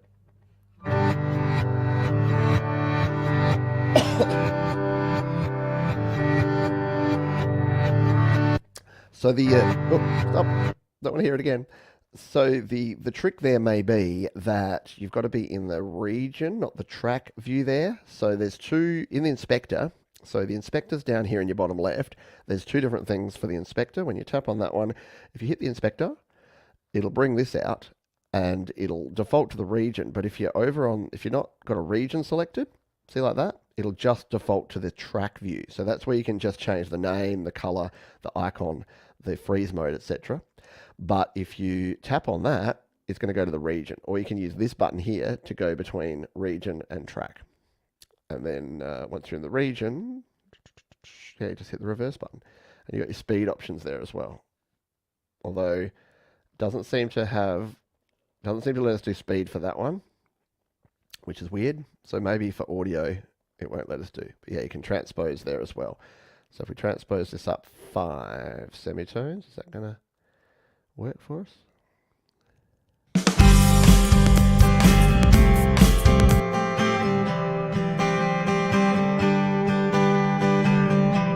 It is. Again, the sort of transposition you do here is not going to sound great because it's using an algorithm to adjust the audio. So only use that if you really need to, and maybe for smaller bits of that. I have an Apple loop and it isn't appearing. That's interesting. So you can obviously do it for an audio file. Let's bring in a loop. Let's bring in an Apple loop and see if that's the case. So we'll come into loops. We'll grab a keyboard. Let me tap it. Grab a keyboard. Back in the day organ, mate. Yeah, let's just do that for fun, for shits and giggles. Yeah, because it's going to be very hard to industrial, Thomas, if you can't do some cool, weird reverse effects, hey? All right, so we've added that one. We'll go to the inspector. Yeah, so it's letting me do it there. That's weird. There you go. This is a good thing. You can only change the speed if you have flex enabled for the track, which was there in the track inspector settings for audio tracks. Great show. Good stuff. So, yeah, so that's why I couldn't do the speed there, because I didn't have flex enabled on the other one. So if we come over to this one, where's the flex? There is a flex. There was a flex button. Flex and follow is on, but there was a specific flex button, I thought. I can't find it. See, we're getting different experiences here, aren't we? But yeah, there's the reverse for the Apple loop. So yeah, keep playing around with it, Tom. But yeah, it might just be that there's a bug in that particular project because I found that too. If you recall, we had that weird thing where I set it up. I set up my audio before in a project, started playing, nothing was happening. I opened a new project, did the exact same thing, and it started playing. So there you go. Lower down was the flex lower down. Hang on. Details. I don't know. I will have to experiment with it because I did see some flex option in there, but I'll read the manual. I'll read the manual and we'll all learn. How in the world do you use internal audio effects? Internal audio effects? I'll tag that question. We'll come back to that one and have a look in a minute. And Dre's D, I'll grab your question. Flex was on. I turned off. Oh, and reverse appeared. Huh. So Flex was on. So you can't, while Flex is on, you can't reverse it because it's obviously doing some things with the pitch and as soon as, the timing. And as soon as you do that, it goes off. There you go. We've worked through. We've solved a problem. Nobody solves a problem like Thomas Christ. That's what I've heard. There's a song about that, isn't there? Let's get back to our questions. Joe Barry Glenn, shall I learn Logic or make Barry do the work instead? I think you and I both know the answer to that, Joe. You should make Barry do all the work. Watch Barry sit through my Read the Manual, my RTFM series, and then and then he can learn everything. He can learn everything in the manual as well. Righty. Do we have microphone positions for the different voices and samples? Microphone positions for the different voices and samples? I don't think so. There are microphone positions in the amp simulator. So, for instance, if we grabbed this, let's get rid of our inspector. If we grab this track and went to our plugins, no, that's not what we want. Is it? Yes, we do. If we wanted to add, say, an amp simulator to this, okay, audio effects, amps and pedals. We want the amp designer.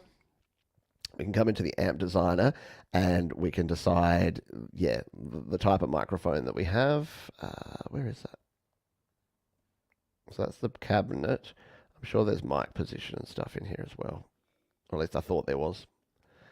Model, vintage, tremolo, British amp. I thought in the amp designer we did have a mic placement and, there it is, mic position. There it is. So there's your mic type. So you can say I want a ribbon or you want a dynamic mic and you can position it with the X and Y of it and you can get a different sound. So let's take a listen to this with the amp.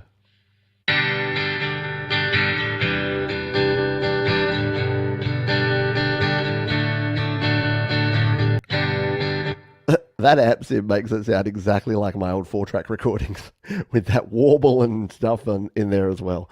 We don't want that. We'll turn that off. We don't want the amp designer on there. But yes, you can do that. But I don't think for your regular ones, I don't think you can. I don't think you can do that. I don't think you can have change the mic position for say like a sample or a organ sound or something like that. I don't believe so anyway. But you got a whole bunch of other audio effects that'll do the same sort of things. So you can add reverb or delay, or you can change the EQ to get a different kind of sound in there as well. Olivier, I cannot choose between iPad 9th and 10 Gen because the USB-C over Lightning, if that makes sense. Yeah, I would go the 10th. The 10th has got the better chip in it. The 10th has got the USB-C. It's got the camera in the right spot. So it's got it for the vertical position, like the horizontal position at the top there. It's just the only negative about the 10th Gen over anything else is that if you use the Apple Pencil, you can only use the Apple Pencil 1, and you've got to get that weird little dongle that converts it from USB-C to Lightning. So if that worries you, but yeah, if you got the budget for it, go. The only thing I would say is if your budget doesn't stretch for a decent amount of storage, I'd still go the Lightning-based one and go the Gen 9 if you could like double or triple the storage. If you could only afford like 64 or 128 gigabytes of the Gen 10, you're going to be struggling a little bit because you're going to need a lot of space. You're going to need like 20 gigabytes alone just for basically the stock Logic and all the different loops and samples. Akash says, can you select a region? This is I couldn't get that working, but hopefully it's just me and hopefully it does work. Maybe. Guitarists, remember to record DIs for different plugins like ToneX become available later. Yeah. Exactly. So if you're recording things, might want to keep a clean track because you may want to use them in the future. It's always a good idea. Always a good idea to keep a clean track. That was, can you do that? So no, it appears not. I thought you were saying you can do that. No, it appears not. It appears you can't actually do that at the time being. Interapp audio effects. Yeah, no, interapp audio effects are not a thing. Interapp audio, I don't think, will ever come to Logic Pro. Could be wrong. I was wrong about the whole thing, wasn't I? I was wrong about Logic Pro coming to iPad because I said it never would. I find the loop function in GB annoying. Does Logic have a looper function like GB desktop version? Does Logic have a looper like GB desktop version? I don't think it has a specific looper. You can use the cycle. So if this is what you're talking about, you can use your cycle mode here to actually set a cycle and then record just that 4-bar bit. So then when you go to play or record, you can actually just play in that bit, and when it gets to the end of that, it'll spin around and go back to that start of that bit. So if you're trying to nail like a guitar solo or something, that would make it easier for you to do something like that. So yeah, I don't think it has anything because you're saying the looping function is annoying. So yeah, GarageBand. So this doesn't have that same thing because you can see here it just gives you like an infinite end to the project. It doesn't kind of finish it off. So you can either use what are they called? The track. I forgot the name. Markers. You can use markers, which I might show you in a minute because I've had questions about those. Or you can just use your cycle region, and then that will loop back to the start. But if you turn that off entirely, it's not like GarageBand where it gets to there and then it goes back to the start and plays again, which I know annoyed many people. So it doesn't do that. Yeah, we've answered that. So internal audio effects, you add them. If you're looking for audio effects and audio plugins, they're in the plugin section here. So that's the mixer. So when you've got a track here, if you go down to plugins, it'll have all your plugin tiles there. To add a new one, you just tap there. There's all your Logic plugins. There's all your audio unit plugins right there. In fact, speaking of plugins, Patrick did a good video. Patrick at the GarageBand Guide did a good video about using AUV3 instruments because a lot of folks were finding it difficult to work out how to do that. And I must admit, I haven't done it yet. So let's see how good Patrick's demonstrating skills are. Because let's come in here and do this. So if we go patch instrument here, instruments, we go under our audio unit instruments, Clevegrand. In fact, why don't we go with what am I thinking of? I'm trying to think of the name of the oh man, I've forgotten.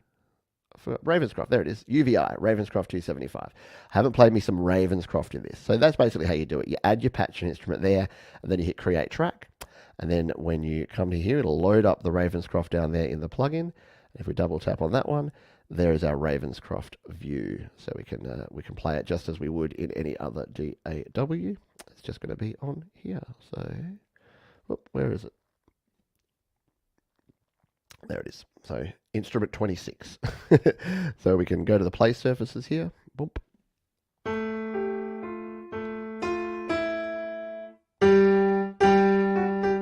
So let's see if we can play a little piano part here to show you how we can use an external instrument here in GarageBand, Logic Pro.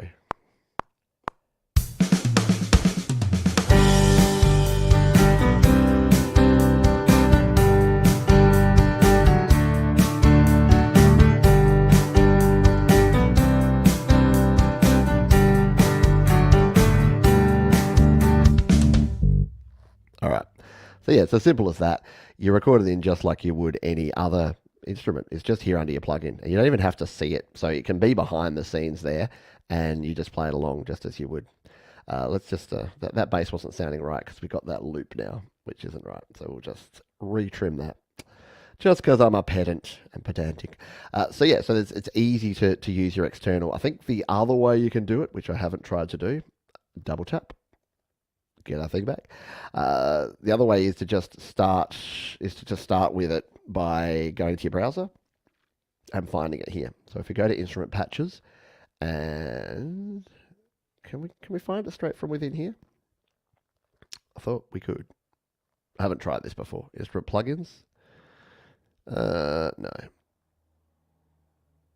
because that one we can use for our regular stuff, but I thought there was a way that we could do it directly from within here.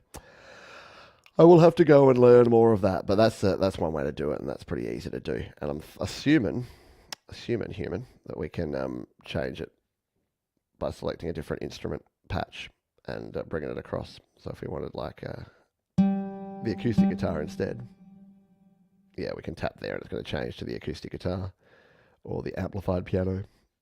But we want the Ravenscroft. We want the good stuff, yeah.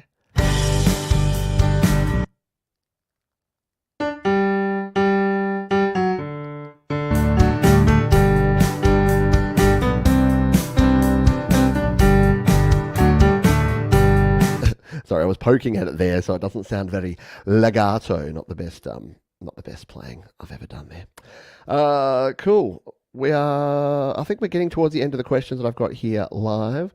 Audio scope plugin support. Yeah, Audio Scope's just an AUV3 plugin. Haven't tried it specifically, but it would work just like any of your other audio unit plugins that you can add to your track. Not sure if this has been answered, but can you change the tempo back and forth in a song? Yes, you can. And I showed it a little bit before, but it's a good question. So let's answer it here again. There is, if we double tap to go back to our main view, there is a couple of hidden tracks here. They're under this little button here. You've got a few here. You've got your markers, which I'll show you that in a minute as well. You've got a tempo track, and if you tap and hold in this section, you've also got a time signature track that we can tap there. If we tap and hold again, you've got a key signature track. So you can adjust all of these as you go. So let's show you the tempo. It's going to be a bit weird because I've got some audio in there already. So it works better, I think, when you've only got MIDI instrument or virtual instruments in there. But the basic way that we work this is that, say we wanted to hit a point here, halfway through this, that we want it to just go faster. We can do that by hitting the edit button here. So use our pencil and tap in there, and then we can tap again, and we can either ramp on it. You can't ramp it, can you? Maybe you can. I've done this like literally once. We'll go back to our move mode. Yeah, so you can adjust it directly to go from one tempo to another. I thought you could ramp the tempo, but maybe I'm wrong on that. Oh, there you go. That's how you can ramp the tempo. So you can grab that one and move it. So the open one there can actually be moved. And I'm assuming if we add another one in here, whoop, and come out here. Yeah, so basically if you're moving it there, you can set yourself a couple of tempos, and then you can ramp it up between the two. So this will be very interesting because it'll slow down and then speed up. Let's take a listen to this.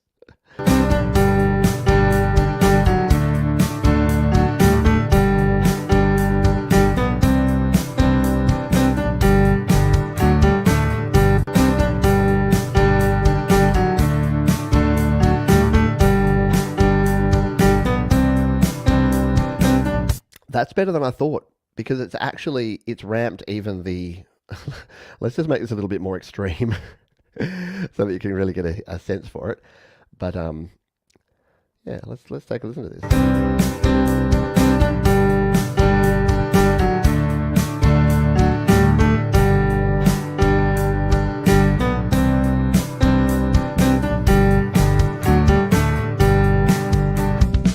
So that's a bit weird, but you could use the practical way you would use this. Let's just tap and hold, select all those and delete them. Delete those markers. The practical way you might want to use a ramping tempo. So the other thing is exactly as you said. If you just wanted to do a tempo change, just add your item there and come back to this and move it. Oh, no, now I've got it where it is ramping all the time. Maybe we need to add another one. Add another one. Another one. Another one. Boop. Yeah, there you go. So if you wanted to actually just change tempo at a particular spot, then you could do that, and it's going to move from that tempo to that tempo, like this.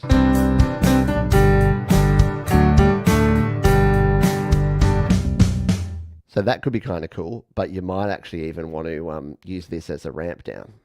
So you know how like a lot of songs at the very end, they just slow down to the end. That could be pretty cool. Let's try it.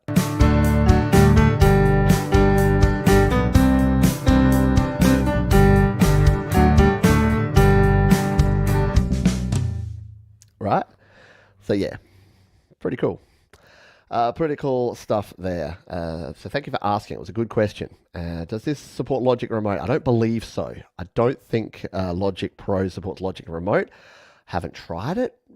I don't have my other iPad or my iPhone within reach, otherwise I would. But I'm pretty sure it's only going to support that. So we've covered automation. The drum machine designer, I haven't learnt enough yet, so I'm going to read the manual on that one and return to it. But thanks for asking. Thank you, Monkey Monster. Appreciate you. Yeah, I know. Even on the recorded guitar, I was surprised by how good that sounded. Yeah, it does. It does adds another dimension, another dimension, another dimension. Some people have tried their Logic Remote. Yeah, which would be good because, I mean, yeah, Logic Remote to have another iPad set up where you're just triggering things and then having it recording somewhere else would actually be kind of handy. Can record a part, then have Logic determine its tempo, then adjust it yourself and add it to the project, then repeat for each section. Yeah, so I've noticed that. And again, I've got to read the manual. I'm going to keep saying that. But there is the option to analyze the tempo that we saw before. So here in the tempo, you can analyze the tempo and then you can actually edit it and you can stretch it and you can add it. I mean, look, at the end of the day, you kind of want to record your stuff in at the right tempo and in the right key and all that sort of stuff if you're recording real instruments because any adjustment is going to impact it. But what you could do, what I would do, is say I wanted to actually do this IRL in real life. I wanted this tempo to slow down. I would just use the slow down tempo, just have my drummer track set up as a metronome, and then play along.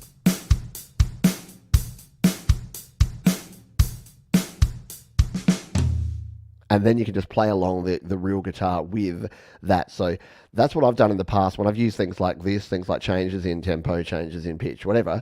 Do your changes to your virtual instruments because they won't be affected. They're just playing back a sample that's programmed in.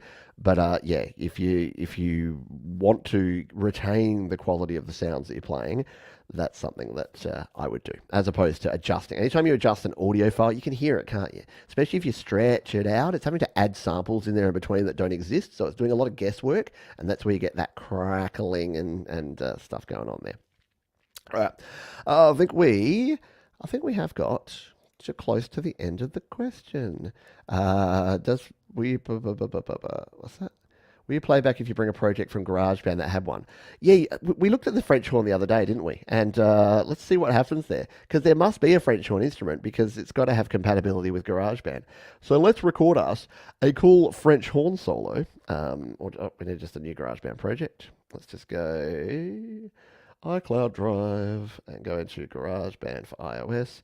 We'll put it in this for Logic folder. We'll just create a new song here and we'll play in. We'll go to more sounds. Sorry, I'll use my mouse so you can see where I'm tapping. More sounds and down to the custom. Is it here? Is it under custom? Keyboards. It's under other, isn't it? Other. There it is. Other. French horn. So yeah, let's just do like a cool pad and then see if it comes in here.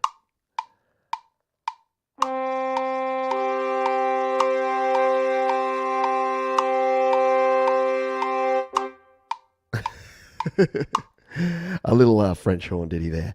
We'll close out of that GarageBand project. We will rename it. We'll rename it. Why can't I rename it? Because I hadn't saved in yet. There we go. Rename it. French horn for Logic.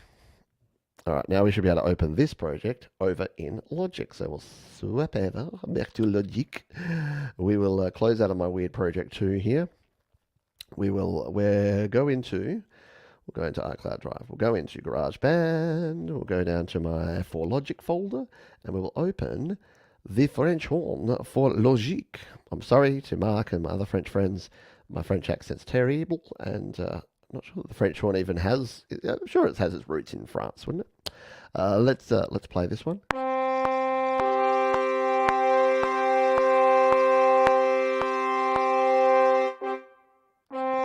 So yeah, there is a French horn there, which is weird because I'm pretty sure we searched and searched and searched and searched, and we could not find a French horn in the instrument patches when we searched.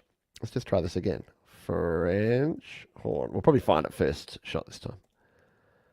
Yeah, there's no French horn there when you search for it because it's not part of the brass instruments that we have here. Because if you go in via the studio instruments instead, so if instead of adding it from the browser there, we close out of it apparently. Instead of doing it from there, we go to the plus here and we go to this one and we go the patch instrument over here and we go instruments and we go studio instruments and we go studio horns. This is where all the brass instruments live within Logic. But you need to come in here and it's done differently because you need to come into your studio horns and you need to select it from here. So it's not so much just a single instrument, it's a whole bunch of instruments in there. But there's literally no French horn in here to be found at all. Even in the secondary instruments, experimental instruments, no, they're not there. So it's kind of weird. Let's just create some jazz while we're here. We'll bring the tenor sax. Sounds pretty cool. So let's just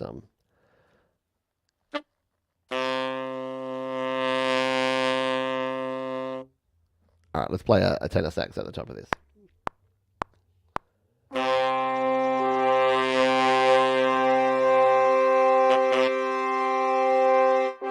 Oh, I did it too early. Hang on, let's undo that. Try it again.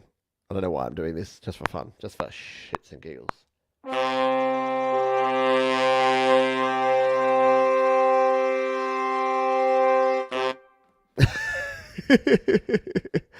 Let's see now I'm just having fun making music, which is a good sign because you should be able to do that.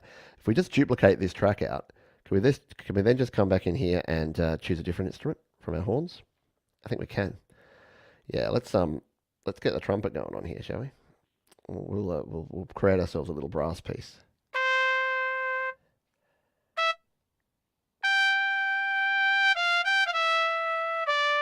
All right, I've got an idea here. I'm just going to create some big fanfare here.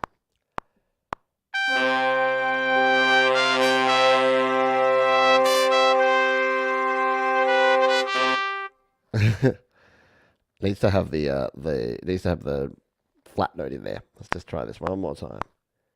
I needed to say play a G. I needed to play a G. Let's use my Command Z as a quick note there.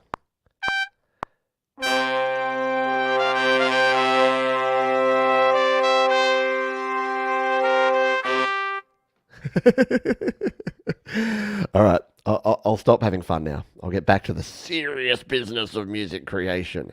But this is good because maybe we want to show some MIDI editing because we can actually edit our MIDI notes in here. If we go to our editors window.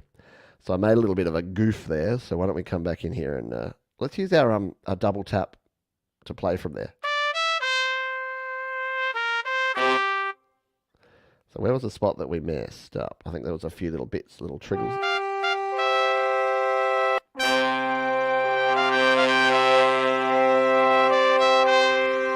was that one there.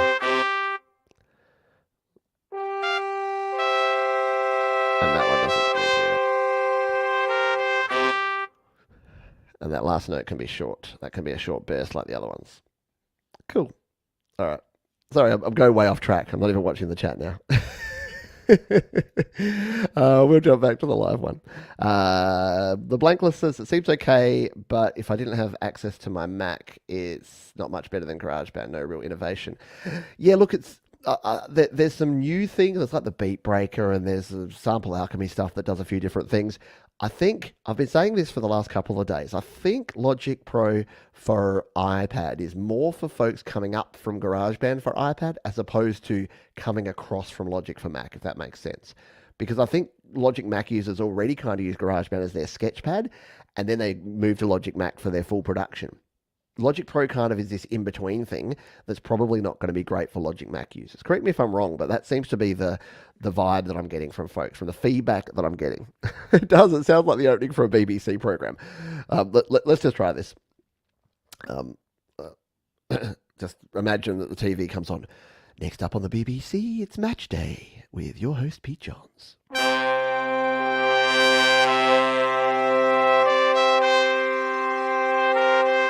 Yes, welcome to Match Day. Today we've got a great match between Manchester United and Manchester City. Yes, the great derby, the rivalry to end all rivalries, and we're glad to have your company here on the BBC. I mean, soccer's probably not even on the BBC, but I thought exactly the same thing, Mark. I think that's what I was getting out of that. Pretty fun. Where have we got to? G'day, DJ Big Red. I take this stream is for anyone who has further questions. Indeed, it is. That's exactly what it's for. Akash says if you hold Option and drag a region towards the right or left to stretch or compress it, does it work the same way? Hold. Let's find out. So what are we doing? We're holding Command. Hold Option and drag a region. No, I don't think so. I don't think our drag. I don't think your Shift and your Option. Oh, yes. Okay. So no, so it doesn't. The Option enables the copy mode, which is actually a pretty cool thing, but I think it's slightly different. So if you're in this mode, it's like a duplicate or a copy mode, which you tap and drag. It's going to drag another version of that over to there. We'll just undo that. And it looks as though that if you are in trim mode, if you're not already in that mode, Shift enables your multi-select, so you don't have to actually tap that multi-select button there to have that on. And Option seems to give you that one. Seems to give you the copy duplicate mode, so you can copy out a track like that. So, no. I think the answer we're finding here, Akash, is that they're not the same. They're not the same. Ric Flair's entrance song, is that what it sounded like? Maybe. Hello. Exonerated. Welcome aboard. For the folks who are not around, who haven't been around this channel for a while, feel free to subscribe. There's a few different ways you can support the channel. You can jump in and join the Patreon. I've just had a new patron join us, and I've forgotten your name, and I'm sorry I did send a message to you, but they've joined at the $5 level. But you can join at anything from $1 per month up, and you get to get the behind-the-scenes stuff. Can we change tempo and meters within the song? Yes. If you scroll back, Kim, around about half an hour, we did that before, but to give you the crash course in it, it's under this button here. Tap that one. You got your markers here for tempo. If you tap and hold, you can add your time signature, tap and hold again, add your key signature. And you can basically come in here and you can add different time signatures. So you get your playhead there. You want to change this one from C, and you tap that one. Yeah, let's bring it to like G major from there, hit done. And there you go. The same with your tempo. You can actually hit the pencil here. You can tap in some spots, and then you can move your tempo between two, or you can even ramp it, as we showed before, between two tempos. So yes, it's awesome. You got heaps of flexibility when it comes to that sort of stuff. Can you show us how to use the built-in compressor GarageBand has built-in compressor? Yeah, it has all of that. So if you go to my video where I showed how to use the plugins, any track that you have, so this French horn track that we have from before, if you go to your plugins here, it's going to have a compressor on there. Double tap on that one. Yeah, got all the options there. So it's like the GarageBand one. I know the cliche is to say on steroids. It's like a pro, an extended version of that. So you've got your input gain, your threshold, and your limiter that you've got there. You can adjust the ratio here. And you can even use presets. So if you're new to things like compression, let's just put the French horn on here, and we'll play this. Come out here, and you can go compressor by type. So say we wanted this to be. There's not going to be a French horn compressor. Oh look, there's a platinum orchestral. So if we tap this one, that's going to put this as the orchestral compression. So it's set all of your options there. And if we play this.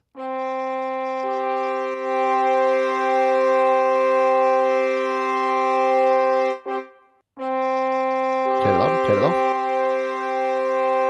On, off. So it's flattening it out. It's removing some of the dynamics from it, and that's really good. Obviously, generally you won't use compressors for a lot of your virtual instruments. You want to use it more for things like vocals and guitars and drums and things.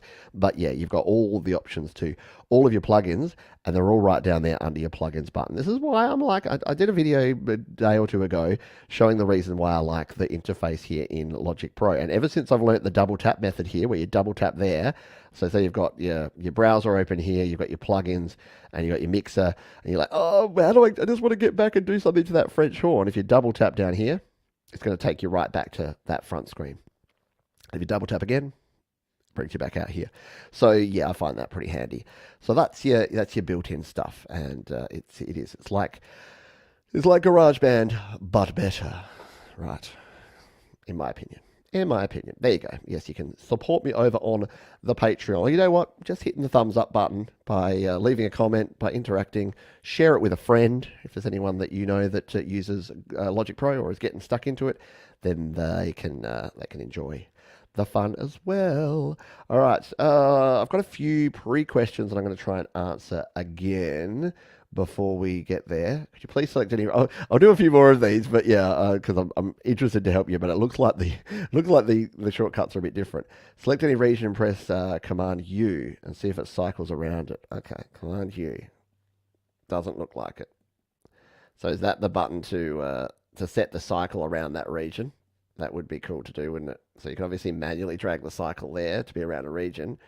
But yeah, if Command U is to do that, doesn't look like it, which is a bit disappointing, I reckon, because you would have hoped that the majority of the shortcuts would have actually worked better.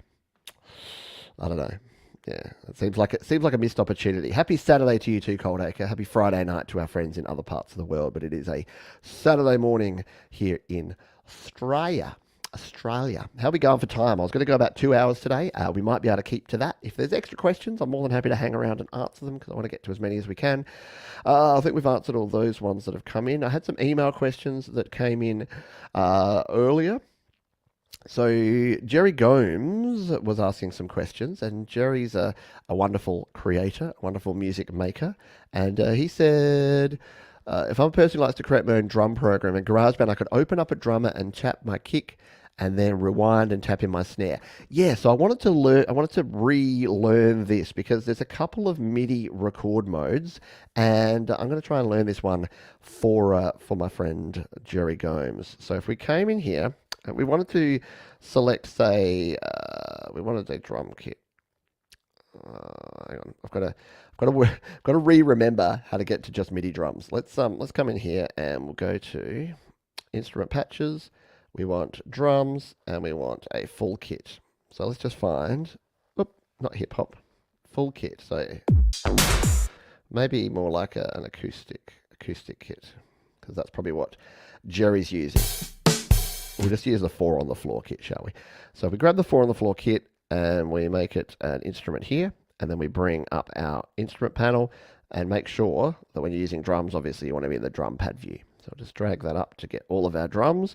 So what Jerry's saying is that for him, he might like to come in here and record, say, a kick drum.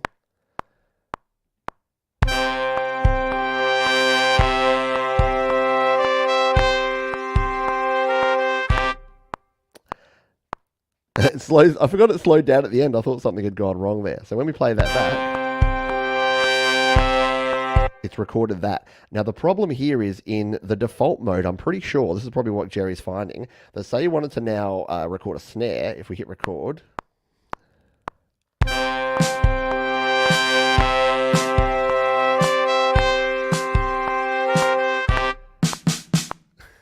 that slowdown's getting me. Okay, so it has actually recorded both of them. So it has merged those two recordings together.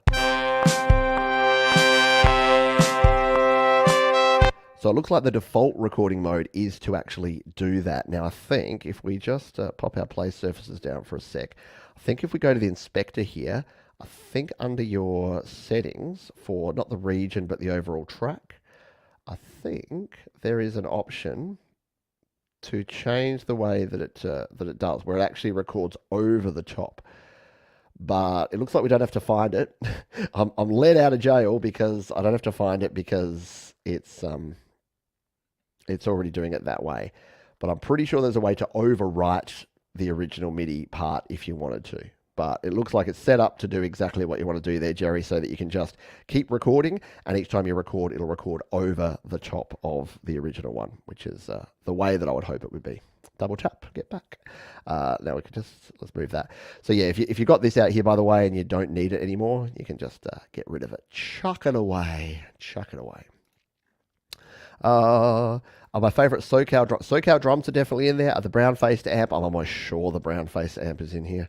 If we come in here, we'll go to audio patches, and we go search. The search is really good in brown. Is it the Brownstone? Is that the one? The Brownstone amp? This one here. Yeah. So let's add that. Um, yeah, there it is. So here in the amp designer, there it is, the Fender style one. So yeah, and the cool thing is you can adjust it out the wazoo. So you can change up a whole bunch of stuff there if you so desire. If you have the desires to change your amp sounds. So yes, it is there. I think I missed me mate Mars Capone. Speaking of wonderful folks and patrons, Mars Capone, thoughts on buying a preamp to upgrade existing Steinberg audio interface, thereby bypassing the built-ins? It's a great question. Yeah, I've always been a built-in preamp guy. Basically, for the last probably even the last 10 years, for a home recording person. And look, I haven't used a lot of high-end preamps because I tend to find that with a decent microphone, I use the AKG D5 or the Audio-Technica AT2020, with a decent microphone plugged in, getting a nice clean preamp on something like a Focusrite or a Steinberg.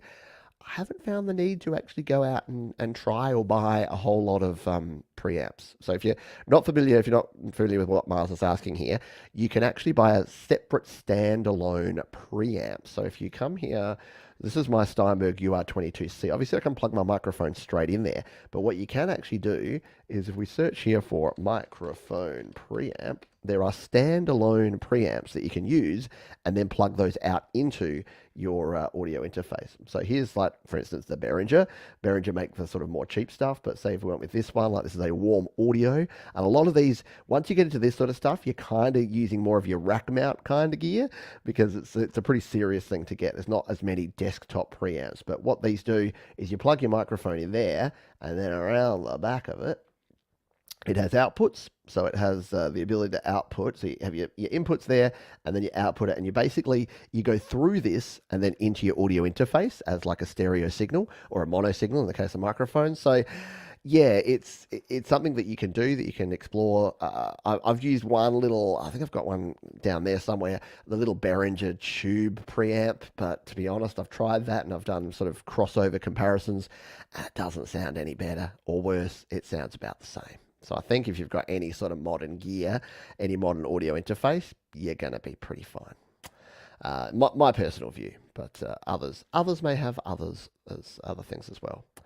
Settings in the upper right. Was that for what we were doing here? Yeah. That's where the record settings were. See, this is why we've got Robert here. Is it up here? Or maybe it's up here in your actual settings, in your MIDI settings. I'm not sure. Not sure now. Again, I keep saying this, but I'm going to read the manual and I'm going to learn. I'm going to find out all this stuff. But yeah, thank you for being here, Robert. Robert knows a lot. He knows his stuff. Yes, we've had an up the wazoo sighting. I've got time for a couple more questions here. Isn't a laptop the same price as an iPad with a Magic Keyboard? Seems weird. Yeah, touch interface, touch screen is going to be for some people. It's not going to be for others. I don't think if you were sitting down and you're like, I'm setting up a studio, do I buy a MacBook Pro or do I buy an iPad? I think you buy a MacBook Pro. I think it's more that you can do other things with your iPad Pro. Recording options are in the settings menu. Yeah, okay, cool. So was I just in the wrong spot? I was in the MIDI options, recording options here. There you go.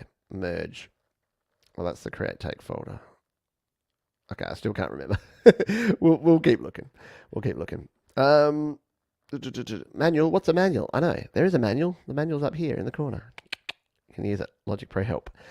Read the full manual. That's what we'll be doing in the future. How better is Logic Pro at mastering than my own Cubase 3? Depends. Depends on the mastering plugins you use. I think I like Logic Pro just because it has really good metering. I think that's one of the best things about Logic is you got your stereo out, but you can really quickly meter. You can really quickly see where you're clipping. You got limiters and things and multiprocessors in Cubase 3 as well. I just think it's got different stuff. I don't know. Yeah, it's new and shiny. But no, there's way more than one way to skin a cat, and there's definitely more than one way to master a track. Do we have any other? I think I answered this one. Oh yeah, the one final thing I did want to show you here is that I got a question from Leslie Ann, and she asked about using markers. Yeah, the adaptive limiter is great for a quick master. Absolutely.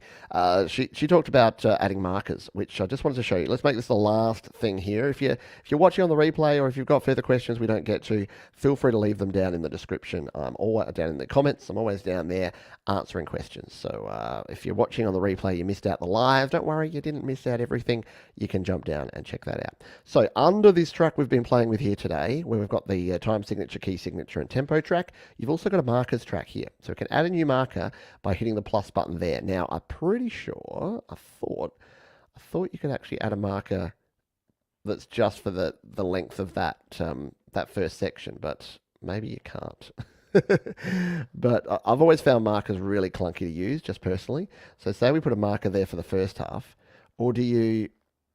Because I've always found it really hard, because every time you add a marker, it like makes it all the way, and you can like add markers over the top of other markers, and they just kind of sit there in the background, and I haven't found a really good way to use them. So I need to, again, say it with me, folks, I need to read the manual and find out how to better use markers, because to me, like, you can do this, and then you tap it, and then you... See, I don't even know how to name it now. Great lot of good you are, Johns. Didn't even help us with anything. So maybe it's over in the inspector. That'd be where it would be. Yeah, there it is. So there's the inspector. And so we can just call this first marker like intro. And then call this second marker like verse. And this creates a similar sort of thing to what you have in GarageBand, where you can have your song sections. You just have your markers. But I don't know that markers actually do anything. You can set your cycle to the marker. All right, so you tap it, set the cycle, or tap it, set cycle rounded. I don't know what the difference between those is. So yeah, there is the option to do that, but I don't know how to color code them. Maybe you can't, because there doesn't seem to be any colors for the markers, which seems weird, because you can customize and color everything else, but this just seems to have really short options. So not a huge fan of markers, and not a fan of the whole overall sections control and things that we have here in Logic Pro. But it's a small price to pay for all the other cool stuff that you have. All right, we are going to have to finish up on there, because otherwise we could be here all day. And I would be happy to do that, but I do have to go. Do have to rest and do other things. We've got the happy hour coming up tomorrow. We've got Your Music Live the day after that. So if you're here and you're like, oh, this is a good place to get Logic information and information about how to record my own music. Yes, it absolutely is. But we also showcase that music. So we do our show called Your Music Live. I'm gonna jump over to it, because I know we've got some newer folks around the channel. You can always search Pete Johns Your Music Live, or be on the mailing list and make sure that you catch up with everything. But we've got episode number 154, I believe, coming up. There it is. Your Music Live, episode 154. This one here. So it's a showcase of independent music. So I'll throw you a link here in the chat for those that are here live, and you will be sent out there straight after the show. It didn't work. It didn't go to the YouTube channel. That's weird. The one place it wouldn't go is to YouTube. But if you search Pete Johns Your Music Live, and the cool thing is you can actually submit your music to be played on Your Music Live. There's often a gap of a week or two between when we actually when you submit it and when I can actually play it. Sometimes 3 or 4 weeks, because I get more submissions than I can play usually. So, but I do recommend you come on over and join the fun, because it's 2 hours. We play independent music. We play home studio creator music. So if you've ever been wondering, hey, what are people making in the home studio? Get some ideas about some different styles, some different genres. We play everything, as long as it's not hateful or full of swear words, occasional well-placed F-bombs, all right, then yeah, you can submit. So you can go to studiolivetoday.com/YML to submit, or just go to studiolivetoday.com. Make sure you're following the channel, subscribe to the channel, and join me for that one. And it is actually at a new time, because I used to do it quite early in the morning for me, and I've decided that I needed to retain my mental health. I'll also point you towards our Facebook group. So as well as the Logic Pro for iPad Facebook group, we also have the Create, Record, Release Facebook group, which is the official Facebook group of Studio Live Today. There it is there. You can join that one. I've put the link in the chat as well.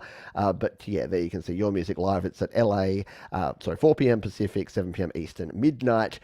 Greenwich Mean Time, and 9 a.m. for our friends on the east coast of Australia. But here you can catch up with myself and Jade and all of the folks that you would probably watch here anyway, probably watch on YouTube, but you'll always keep up to date with the latest shows and all the links to everything that we do. So if you're a Facebook user, come on over and join us at the Facebook group as well.